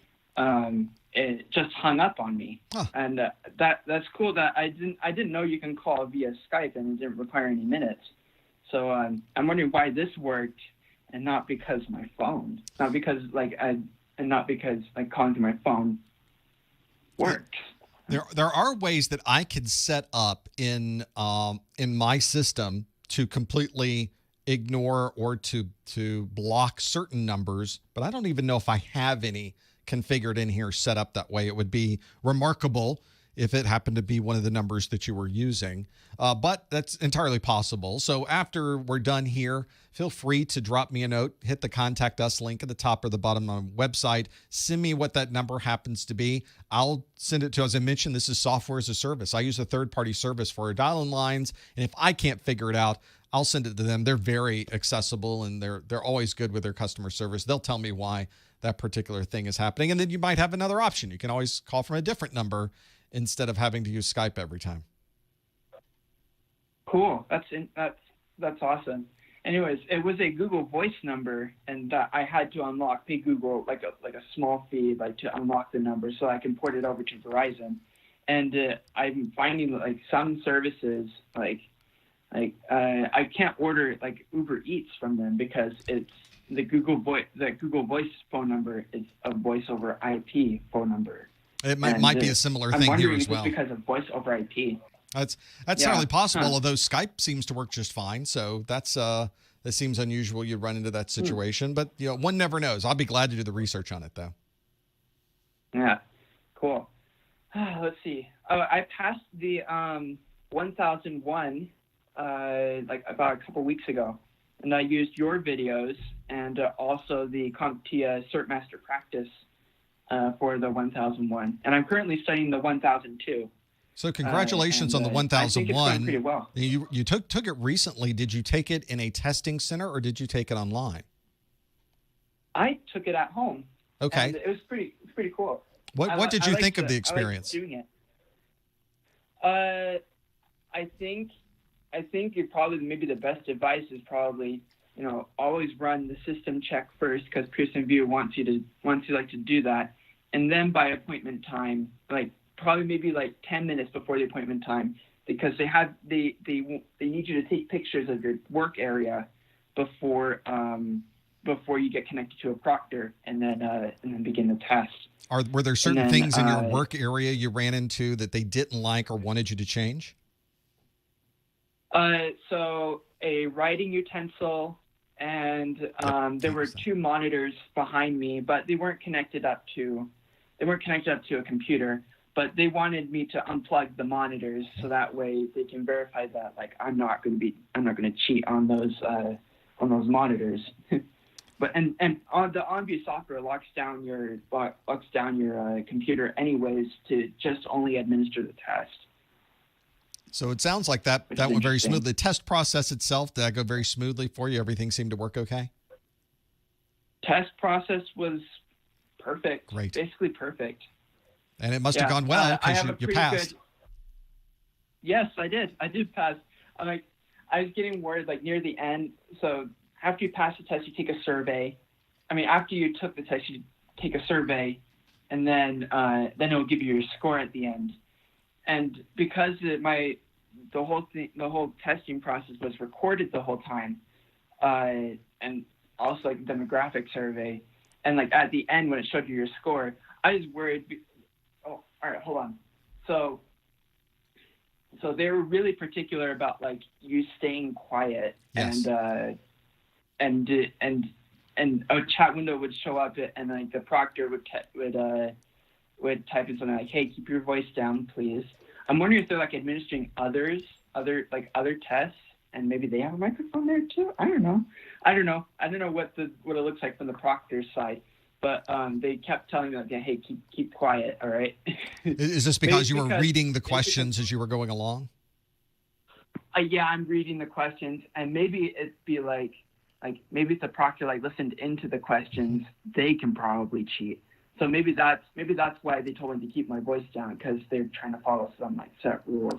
Well, if you have a recording device that they can't see and you're effectively speaking the questions, you'll have the questions when the test is done. So they are very particular about you talking and making any noises whatsoever during the exam. And it's really good that it worked out well for you. Are you planning to use the online system again for the 1002? Yes. In fact, I scheduled my 1002 test for August 18th. Perfect. And I think, man, the system's great. Although I read it on Reddit about someone's OnView testing experience where they waited 45 minutes for a proctor to show up, and then and then they just ended the session and then restarted the session, and then they got connected to a proctor and quickly go through the steps again, because if you exit, you have to start over again and do the testing room pictures, that kind of thing. Anyways, I was going to get to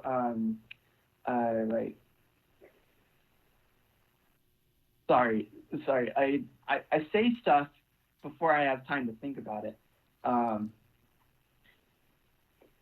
I was worried at the end of my test when they show you the score. I thought if I was being loud, I'd be disqualified from my score. And luckily that wasn't the case because I saw it in cert metrics that I passed. And that's the one thing. Once you pass, you will see everything now. Your score results and the results of that always show up on the Pearson Vue cert metric side. So that's always good to see. We really appreciate your feedback and your thoughts about the testing. I know other people who are in the chat room and who are listening to this on the replay will be glad to get that information as well. I think knowing more about the testing process makes people a little more comfortable when they finally sit down and take it. It's really cool. And I had a decent internet connection too. So maybe that guy on Reddit who had a bad experience about the OnView testing experience, it may have been or maybe it had been another poster. But they may have had, I don't know, it's something that had to pertain to their environment that it wasn't really good for online testing. I'm glad it worked out for you, Samuel. I appreciate the info and thanks for the call as well. Yeah, you're very welcome. Thank you so much. That's one of the things I find on Reddit. You'll see other people talking about these, and it was great to get Samuel's feedback as well. Some people have great experiences with taking the test online. Other people are having not great experiences. I don't know how many people total are taking the exams online. I would imagine it's a very large number, but there's a little bit of a growth problem or the proctors themselves trying to figure out the details of this. And once they get all the problems completely ironed out, hopefully we'll stop seeing some of those. But if you're ever wondering about where you go online to see some of this, on Reddit's probably some of the best places. It's reddit.com/r/CompTIA, the CompTIA subreddit, where people are getting most of those. So I think those are great places. Do some research before you walk into your exam. Let's go to 571. Hi, caller. Which name are you calling from? Hey, Professor. It's me, Sid Lakhani. I called you the other day. Oh, yeah. Thanks for calling. What can we do for you? Yeah, so I had another question of a security question. It's can you explain me how can someone a smart hacker outside of my house with a light lens could just hack into my internet network and start to capture the packet?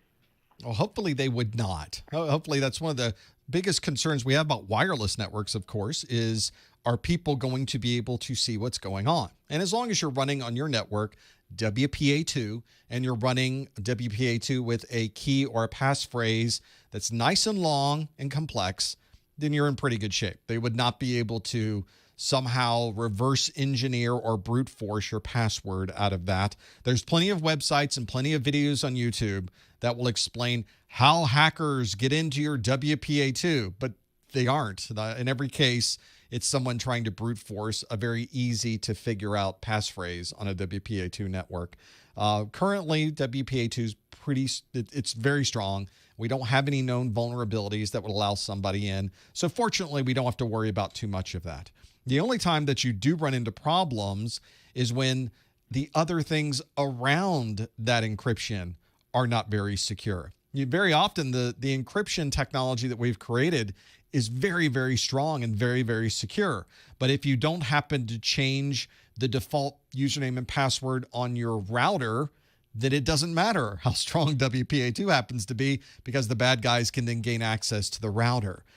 Same thing for someone gaining access to a machine that is outside the scope of your WPA2. Maybe it's connecting to the network or you've configured the router to allow WPA2, but also allow a guest network. And then they get in through the guest network, which then gives them access to the router, and they perform a brute force on the router and finally gain access to your network and change the passwords that are in use or find out what the passwords happen to be, because I've noticed some routers will tell you what the passwords are for the WPA2 network right on the screen. So those are the biggest problems we run into is those. It's not a vulnerability in WPA2.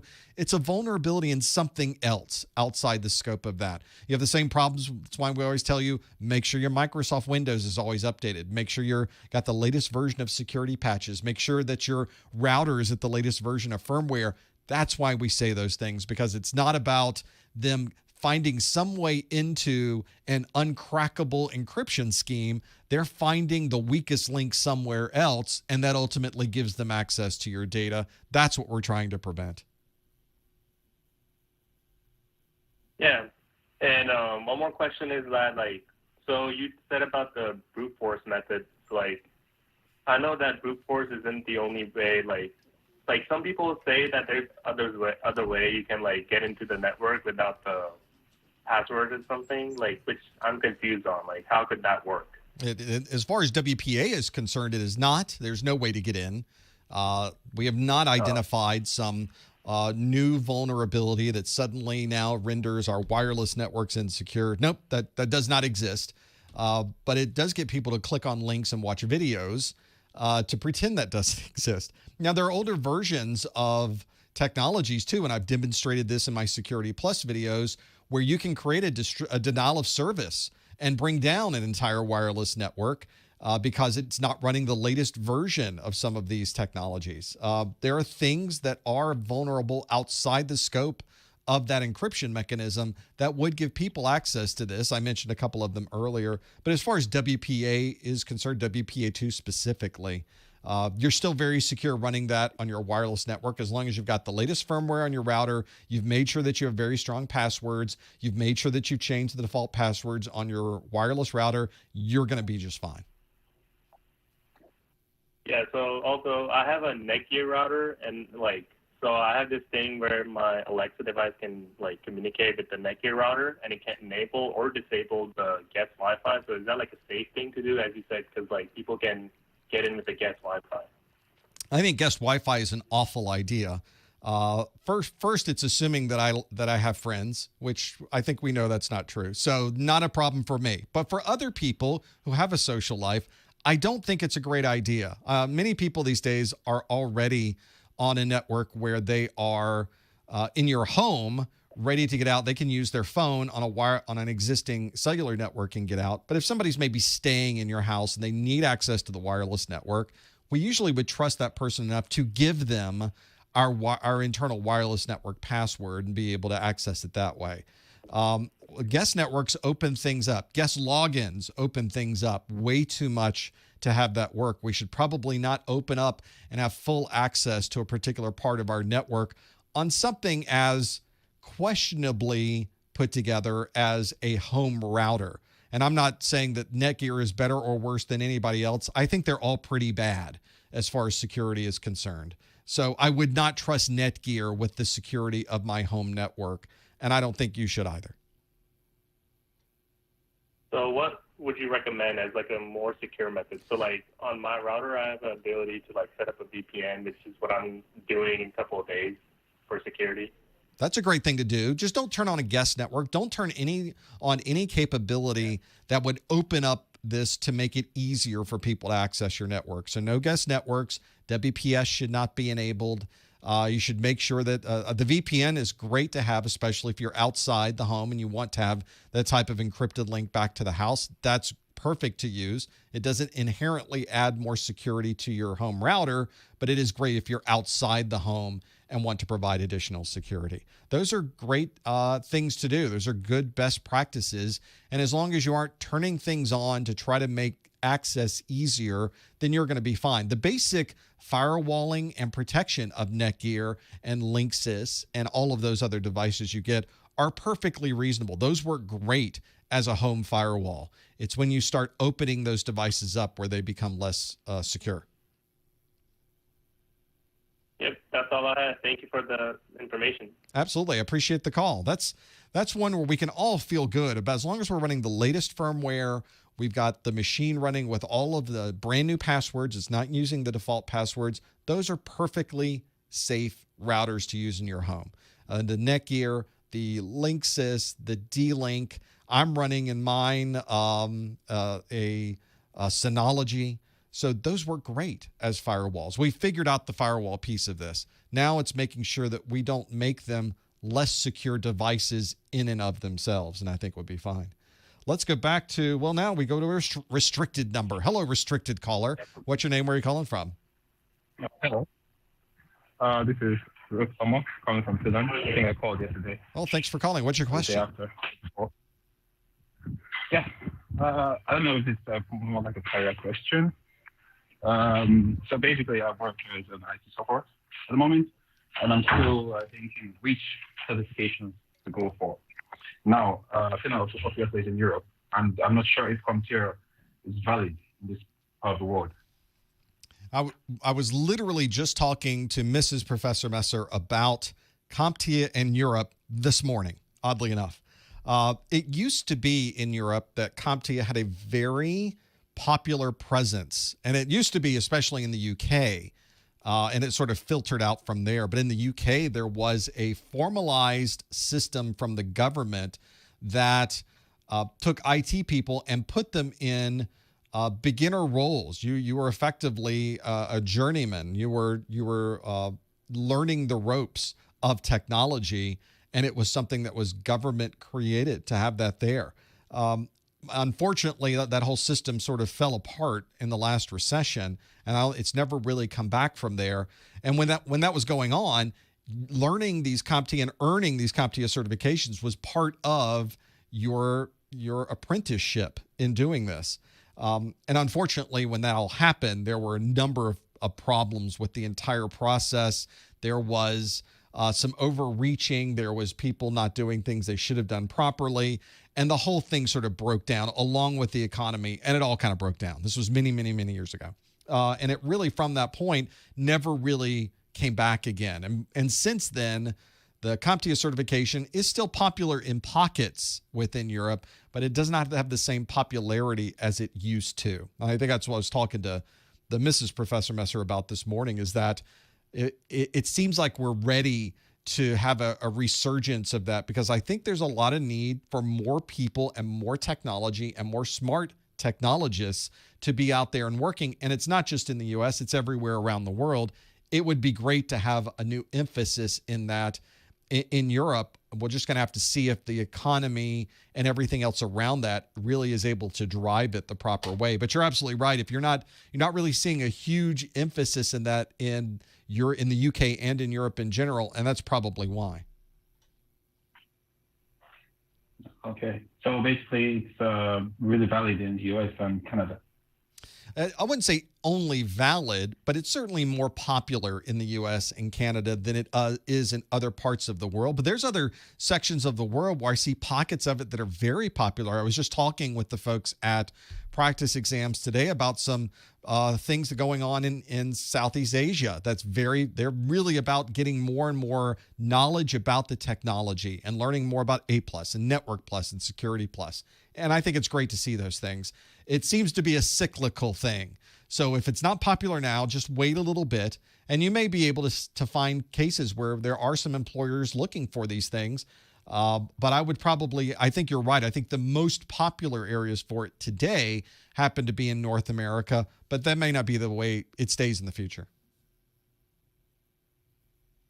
Okay. This question is probably not, this is kind of like a career question for a friend. So this friend of mine, he's like into computers and all that, but he's not really sure which field to go in. He's thinking maybe he should go going for a network engineering or full stack developer. So which do you think has a more career prospect in this sense? Well, right now there's so many different areas to go in with technology.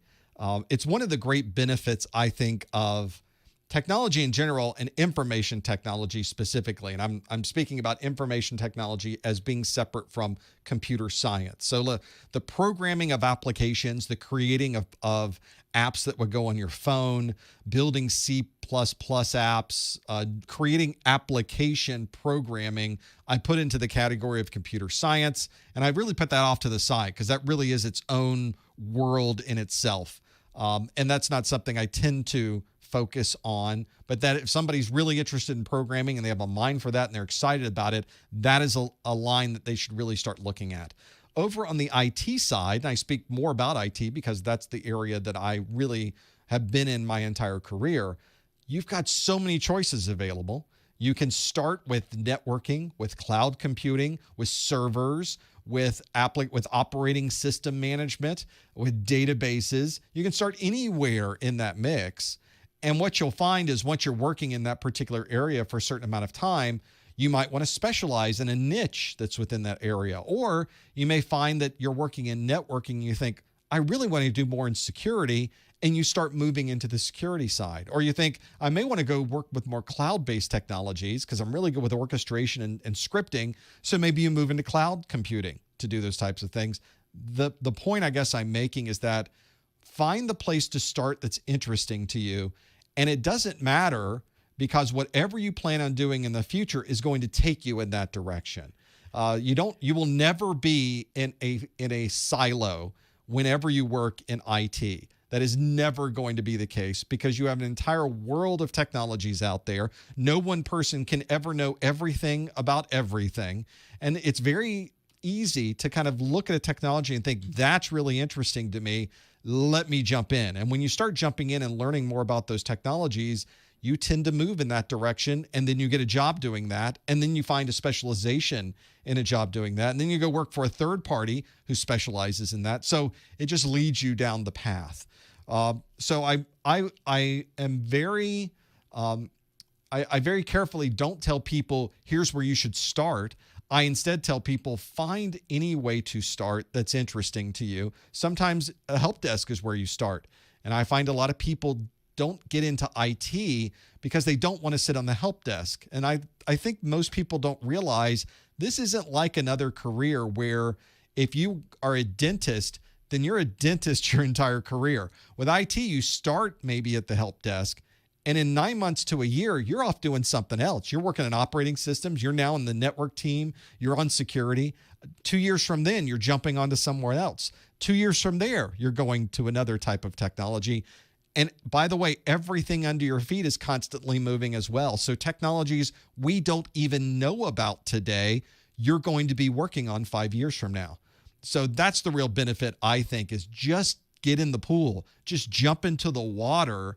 You'll figure out which way to swim once you get there, but get yourself wet, get accustomed to the water, get accustomed to the temperature, and then everything is going to lead you down the path from there. Okay. Well, thank you very much. I appreciate the call. Thanks for calling back.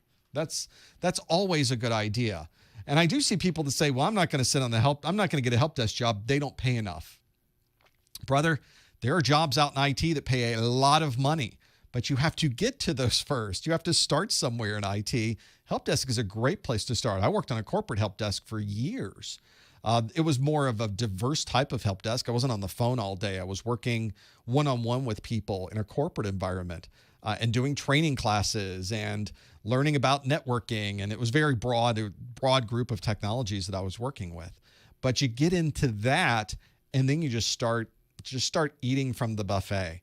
Just start trying to grab as much as you can and find the things that were interesting to you, and it will lead you down a path. And there's not one path, by the way.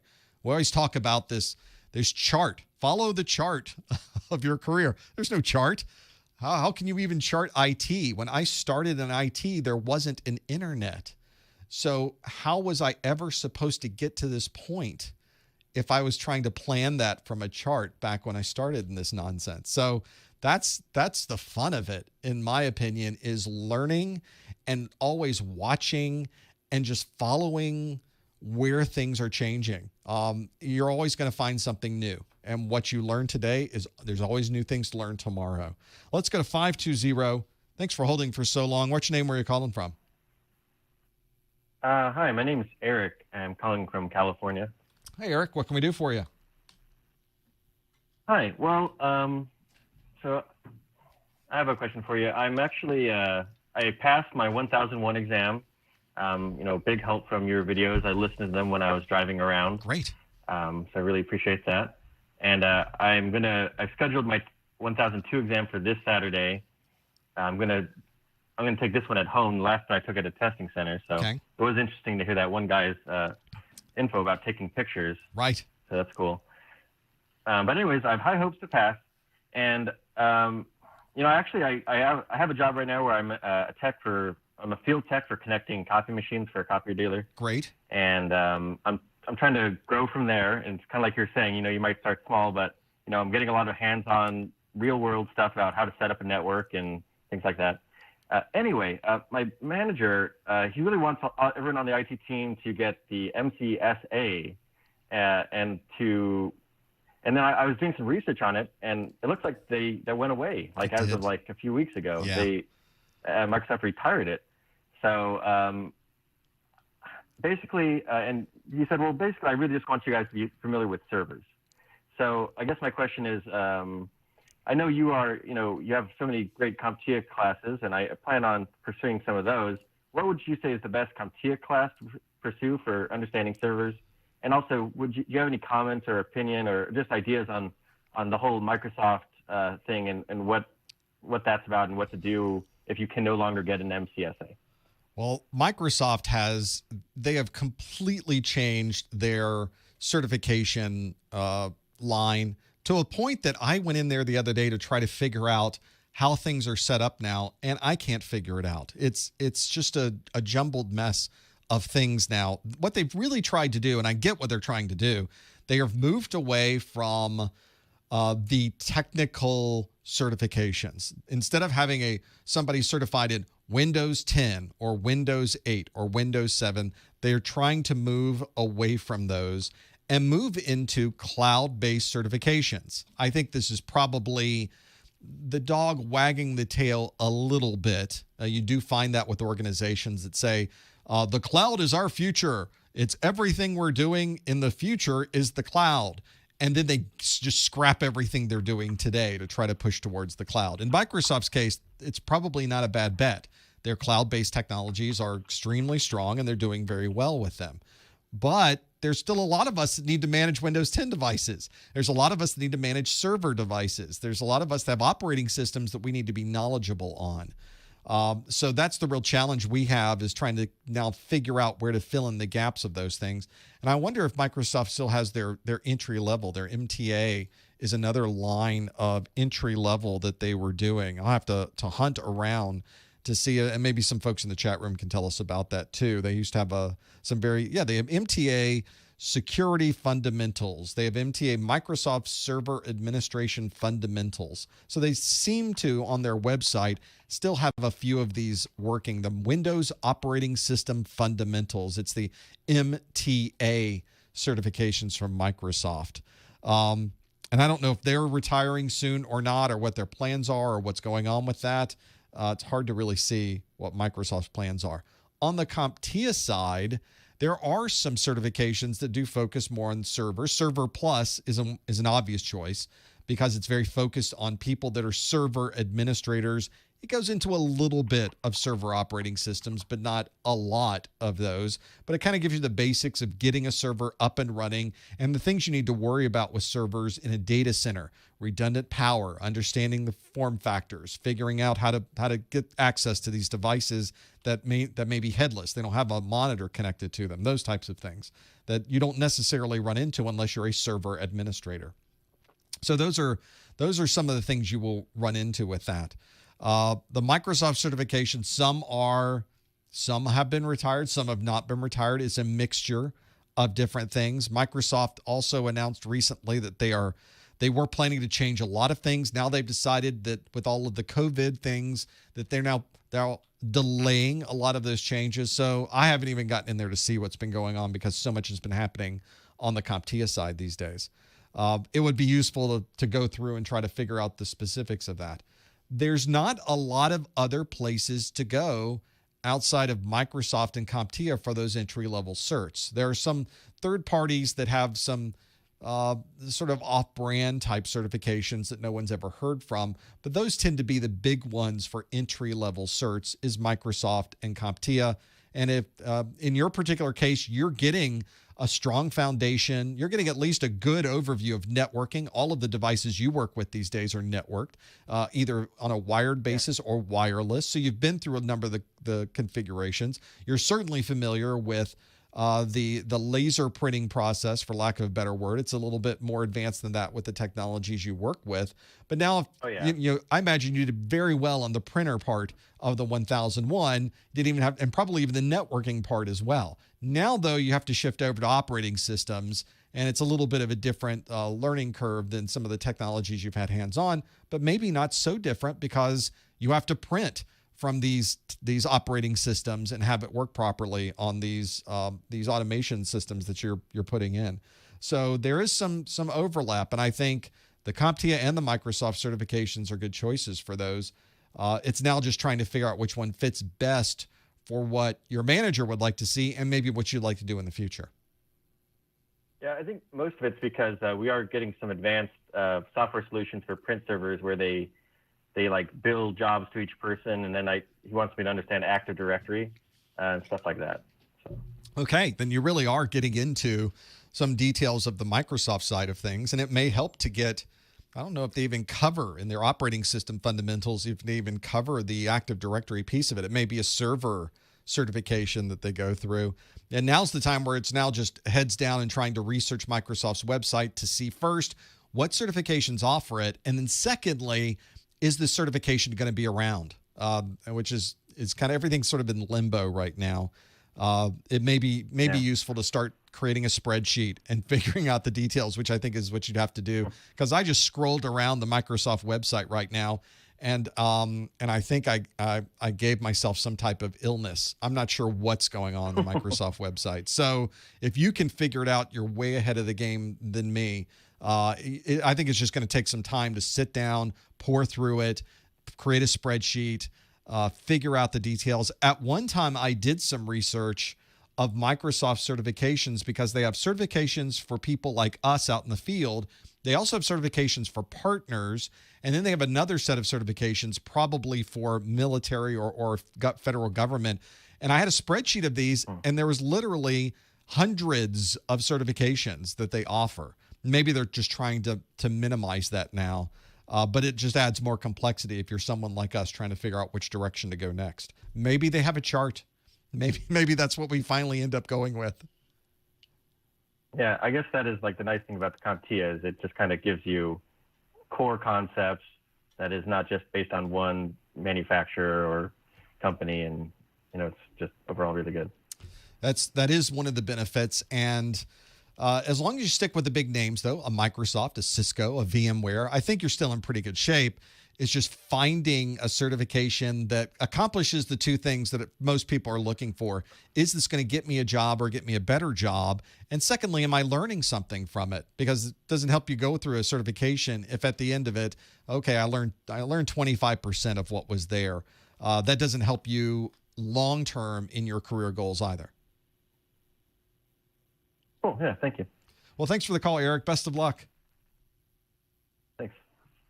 It's one of the challenges, I think, with certification right now. When Microsoft changed everything and tried to make it so that it was all web-based and then had to change all the timings of all of these things, it really modified things quite a bit. It really was quite a challenge to be able to do that. Hopefully that's one where when you run into these things, it becomes an issue. Quickly, we'll come back to the phones in just a second. You folks have been holding a long time. Thank you. Somebody in the chat room brought up WPA2 and how the KRACK vulnerability is one that, this is KRACK. This is a vulnerability from years ago that found a really interesting vulnerability dealing with the attack vectors. I think it was the IV that was being used in KRACK. I'm trying to think back. It's so old, I don't even remember the details of the vulnerability. The short story of KRACK was that we patched it years ago on these routers. It was a router type implementation of WPA2. And they fixed it in all the routers. It was firmware upgrade. And that's why I mentioned earlier, and I said like 20 times, make sure you have the latest firmware. This is the type of thing I'm referring to. Because that KRACK vulnerability was in an operating systems had to be patched, routers had to be patched. It was finding an initialization vector in the key exchange, something like that. Really a pain. and it was a minor thing at the, it was significant at the time. You don't want to be caught with somebody taking advantage of that, but it was a very specific kind of attack, and it got patched for most operating systems, was patched before it was announced, and therefore that's why we never hear anything about it, because effectively by the time the researchers announced, here's a vulnerability we found, it was something that was already fixed. So that's one of those situations. I imagine a smart attacker will still try it to see if there is an old operating system or an old router still in place, but it really turned out to be nothing. As much as they do. If there's a good attack these days, they always give it a name. It always has its own website. And that's just, that is when you have researchers that are very good at marketing. And well, they should. They spent the time finding that vulnerability. They should toot their horn and wave the flag. But ultimately, it's one that was not really a problem.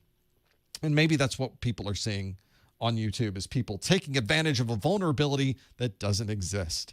Congratulations. I can attack Windows that's not patched too, but that's one of those. It is not current. It's not anywhere in. It's definitely not current. One of those. And sure, the people making the videos, they want you to think that too for that. Let's go back to phones. 256 area code. Hi, caller. What's your name? Where are you calling from? Caller. I hear you, caller. Are you there? Yes. Hi, what's your name? Where are you calling from? I'm Jason from Alabama. Thank you for calling, Jason. What's your question? I work in cybersecurity right now, and I'm just calling to see, other than CompTIA certs, what should I focus on? Well, when you say cybersecurity, well, let's be a little more specific. Are you referring to kind of security of technology in general, which tends to be how people refer to cybersecurity, which is a very broad scope? Or are you referring more specifically to IT security? Are you referring to the security of application development?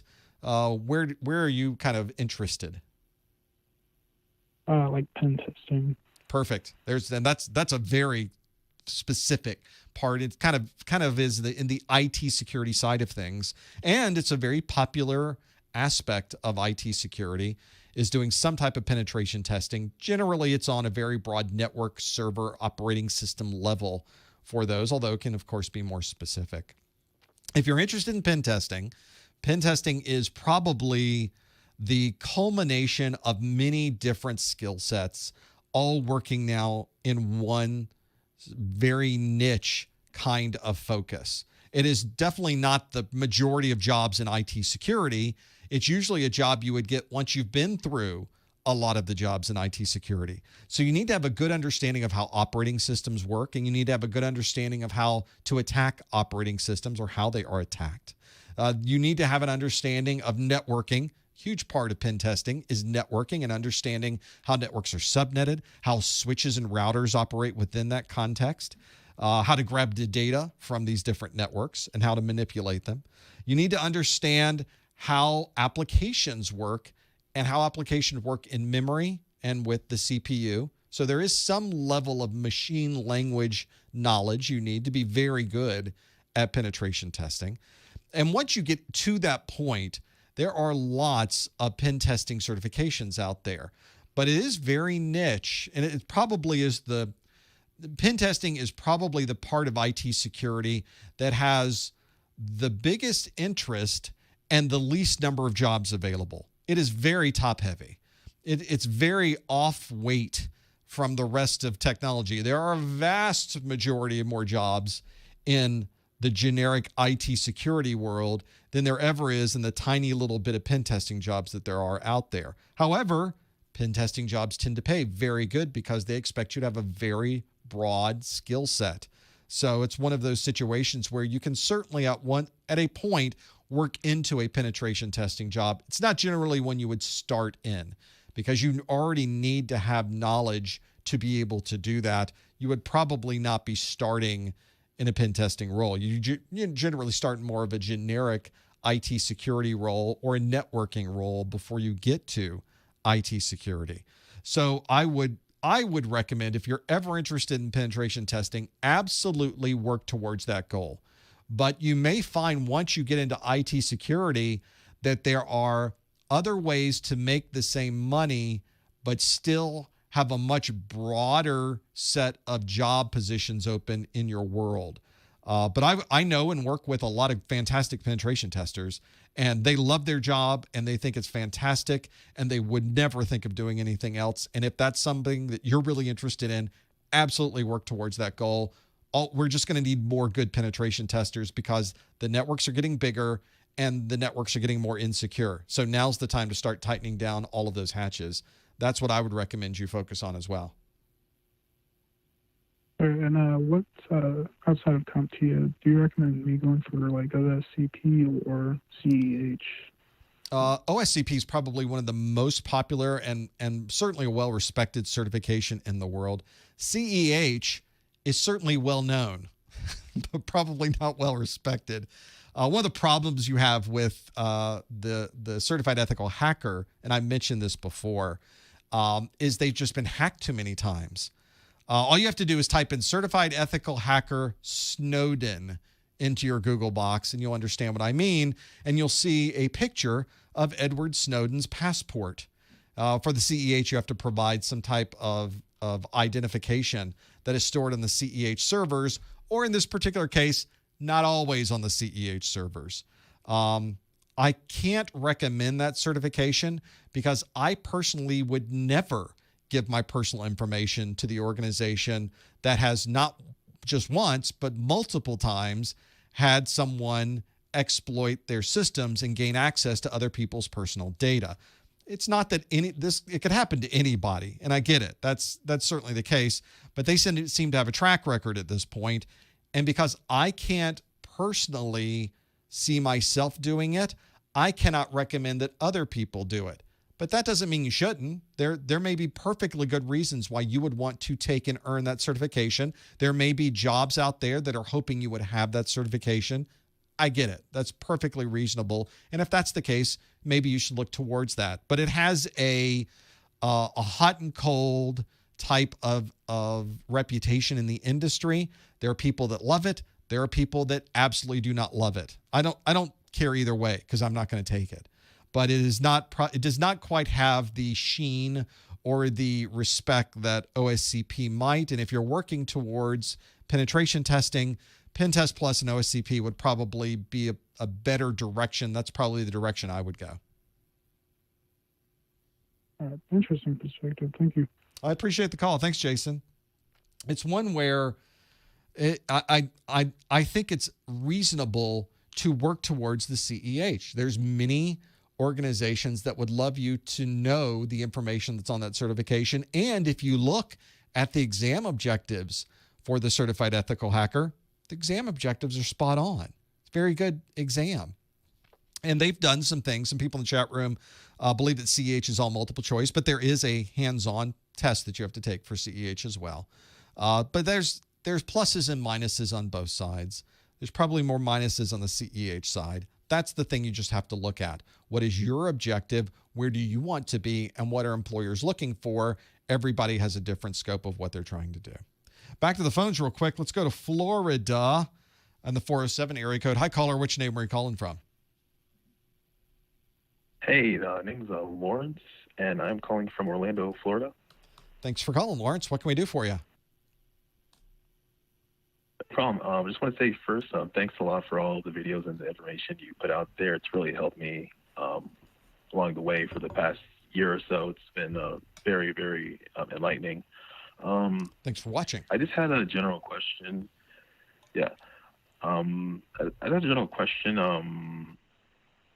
about the industry as a whole. I was wondering, because of all the world events that are going on right now, well, specifically in the U.S., how do you think this will change the industry and the IT industry, at least in the long run? Do you think it'll cause any significant changes versus from where we started before, the quarantine and everything? Well, we've already seen dramatic changes in IT starting in March. Suddenly, everybody had to be remote, and there was no choice. Companies that had already put together an infrastructure where people were working remotely did not have to work very hard to get all of those people deployed out to their homes with equipment and everything else to work properly as a remote user. They just had to worry about kind of their business processes and what you would do if you were not in the office. And ironically, it turned out a lot of us can work at home, as it turns out, to make that happen. What we also found is the people that were not prepared to have their entire workforce working remotely had to really scramble at the last moment. Now, we're accustomed to this in Florida because we have storms come through Florida every year. And at any point, we may end up without power at home, away from our office. Our office might not be there after the storm comes through. So a lot of the companies in Florida are already doing a lot of disaster recovery. We're already prepared to work remotely. And so a lot of us, we're already ready for those types of problems to occur. Up north, where there's a lot of snow, those types of problems, they're sort of already prepared for that as well. So fortunately, a lot of companies didn't have to worry, but some of them did. And a lot of companies ended up changing their business processes. As with anything else, IT doesn't change the company. The way the company is running changes what IT is doing. And so we found that a lot of the things that we were doing with our phone systems now had to be pushed out to people at home. A lot of the things we were doing with our internal processes had to be pushed out at home. Turns out we didn't need those copiers so much at the office because nobody's doing any copying anymore. We now move to more electronics, which now put a more emphasis on imaging, which now put a lot of more emphasis on the network, which now, and just goes from there. So you're finding a lot has already changed along those lines. When talking with some people online, I found that a lot of people in IT specifically have talked about what do we do when now we lift a lot of the restrictions and now we can go into the office and not worry about a pandemic, because that day is going to come when the pandemic is over, where the efficacy of the virus is no longer as prevalent, as bad as it was. And we're already starting to see some of that. We're already starting to get more familiar with it. We know who really is susceptible to this and who isn't. We're seeing cases go through the roof and yet deaths not go up. So we can start making some inferences to, is this a good time to go out or not? We can, humans are making those decisions about can I go out or not? We're changing the way we approach this. And so IT departments have thought, well, do we even need to be in the office now? We figured out how to do our jobs remotely, which, by the way, we've been telling our managers forever, I could do this at home. Why do I have to come in every day?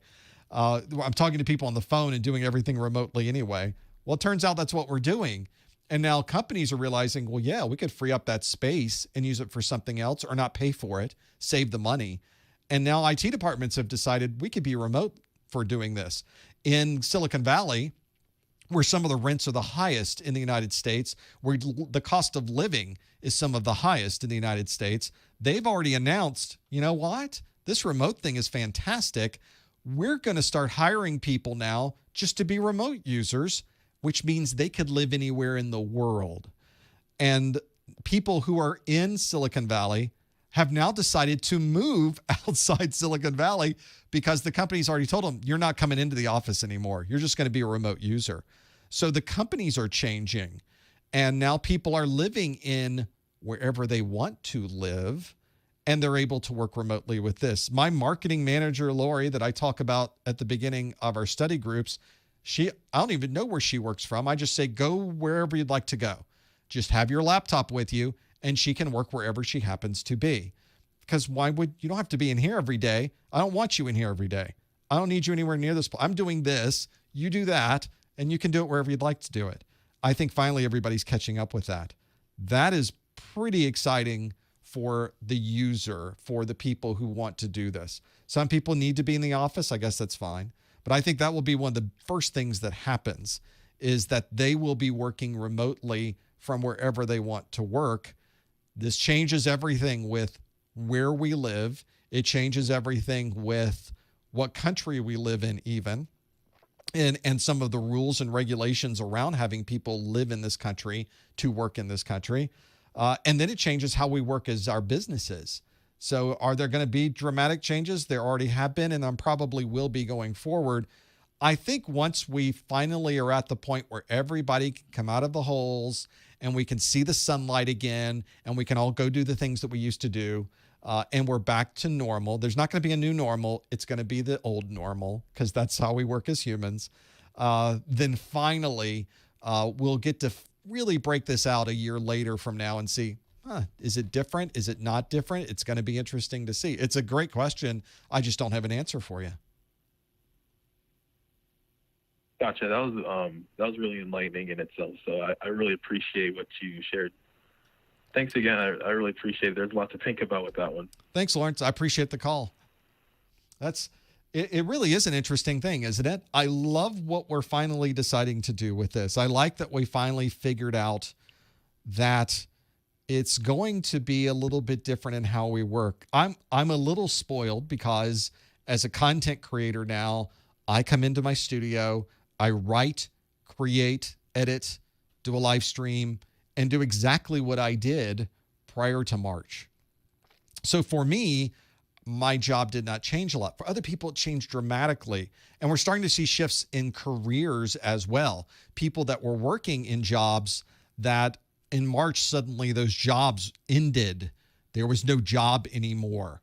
And they're having to deal with the financial and other repercussions of that, are looking over at their friends and family who work in IT, and they're still working. They still have a job. They're still doing things every day because the IT part continues to run. In fact, if anything, suddenly we were very, very busy in IT, getting everybody up and running and remotely, and now having to support them remotely. You know, that's pretty nice to have that. And they're now talking to me. They sent me notes and go, hey, how do I get in on this? How do I do more IT things? And I have certainly seen a jump in the number of people watching videos, wanting to learn more about these certifications. How do I learn more about IT? It's always been an interest of mine. How can I move over into that line? Because it seems like the computers don't catch the human viruses. That means they keep working. So how do I participate in that keep working thing? And I'm all for it. I love that idea. And I think it's only going to get more of that. That's one of the interesting things about technology is we have all of these people and we're all working on technology right now and we're all doing the technology thing. Well, I have a ton of people. My daughter just graduated with an IT degree. My son will graduate with a cloud computing degree shortly. Crossing our fingers, knocking on things. He's doing great. He's going to be fine. He's going to get that degree too. So here's these new set of technologists that are coming into the field. We're not losing the old technologists. We're still here. We're just grabbing more and bringing them into the fold. And so it becomes even bigger and more exciting and more diverse. It's a fantastic place to be. I could not be more excited about the things that are to come. I'm just can't wait to see them. Who knows what it will be, but it will certainly be interesting, if nothing else. You know what else is interesting? The fact that you were here for the study group in the first hour and the study group in the second hour as well. We'd love to have you here. We would, I wouldn't do it if it wasn't a lot of fun. So I love that there's always something interesting going on and to talk about. That's one thing that will never change with any of this. We'd love to have you come back next week. We've got another Network Plus study group next week. So if you're into that networking, you want to get into security, you want to learn about how all these routers and switches are working, come on back. Wednesday of next week, we'll do a Network Plus study group and do that as well. And a week after that, Security Plus study group. So there's always something in the month of July that we'd be able to work through this. Thank you for being here. Thank you for watching the videos. Thank you for supporting the website. Thank you for subscribing to the YouTube channel and all of the things that you do. We could not do this without you. And we're just so happy that you're watching. Just keep watching. We're more than happy to make more of them. Thank you for being here. We will see you next time on the A+ Study Group. Thanks, everyone.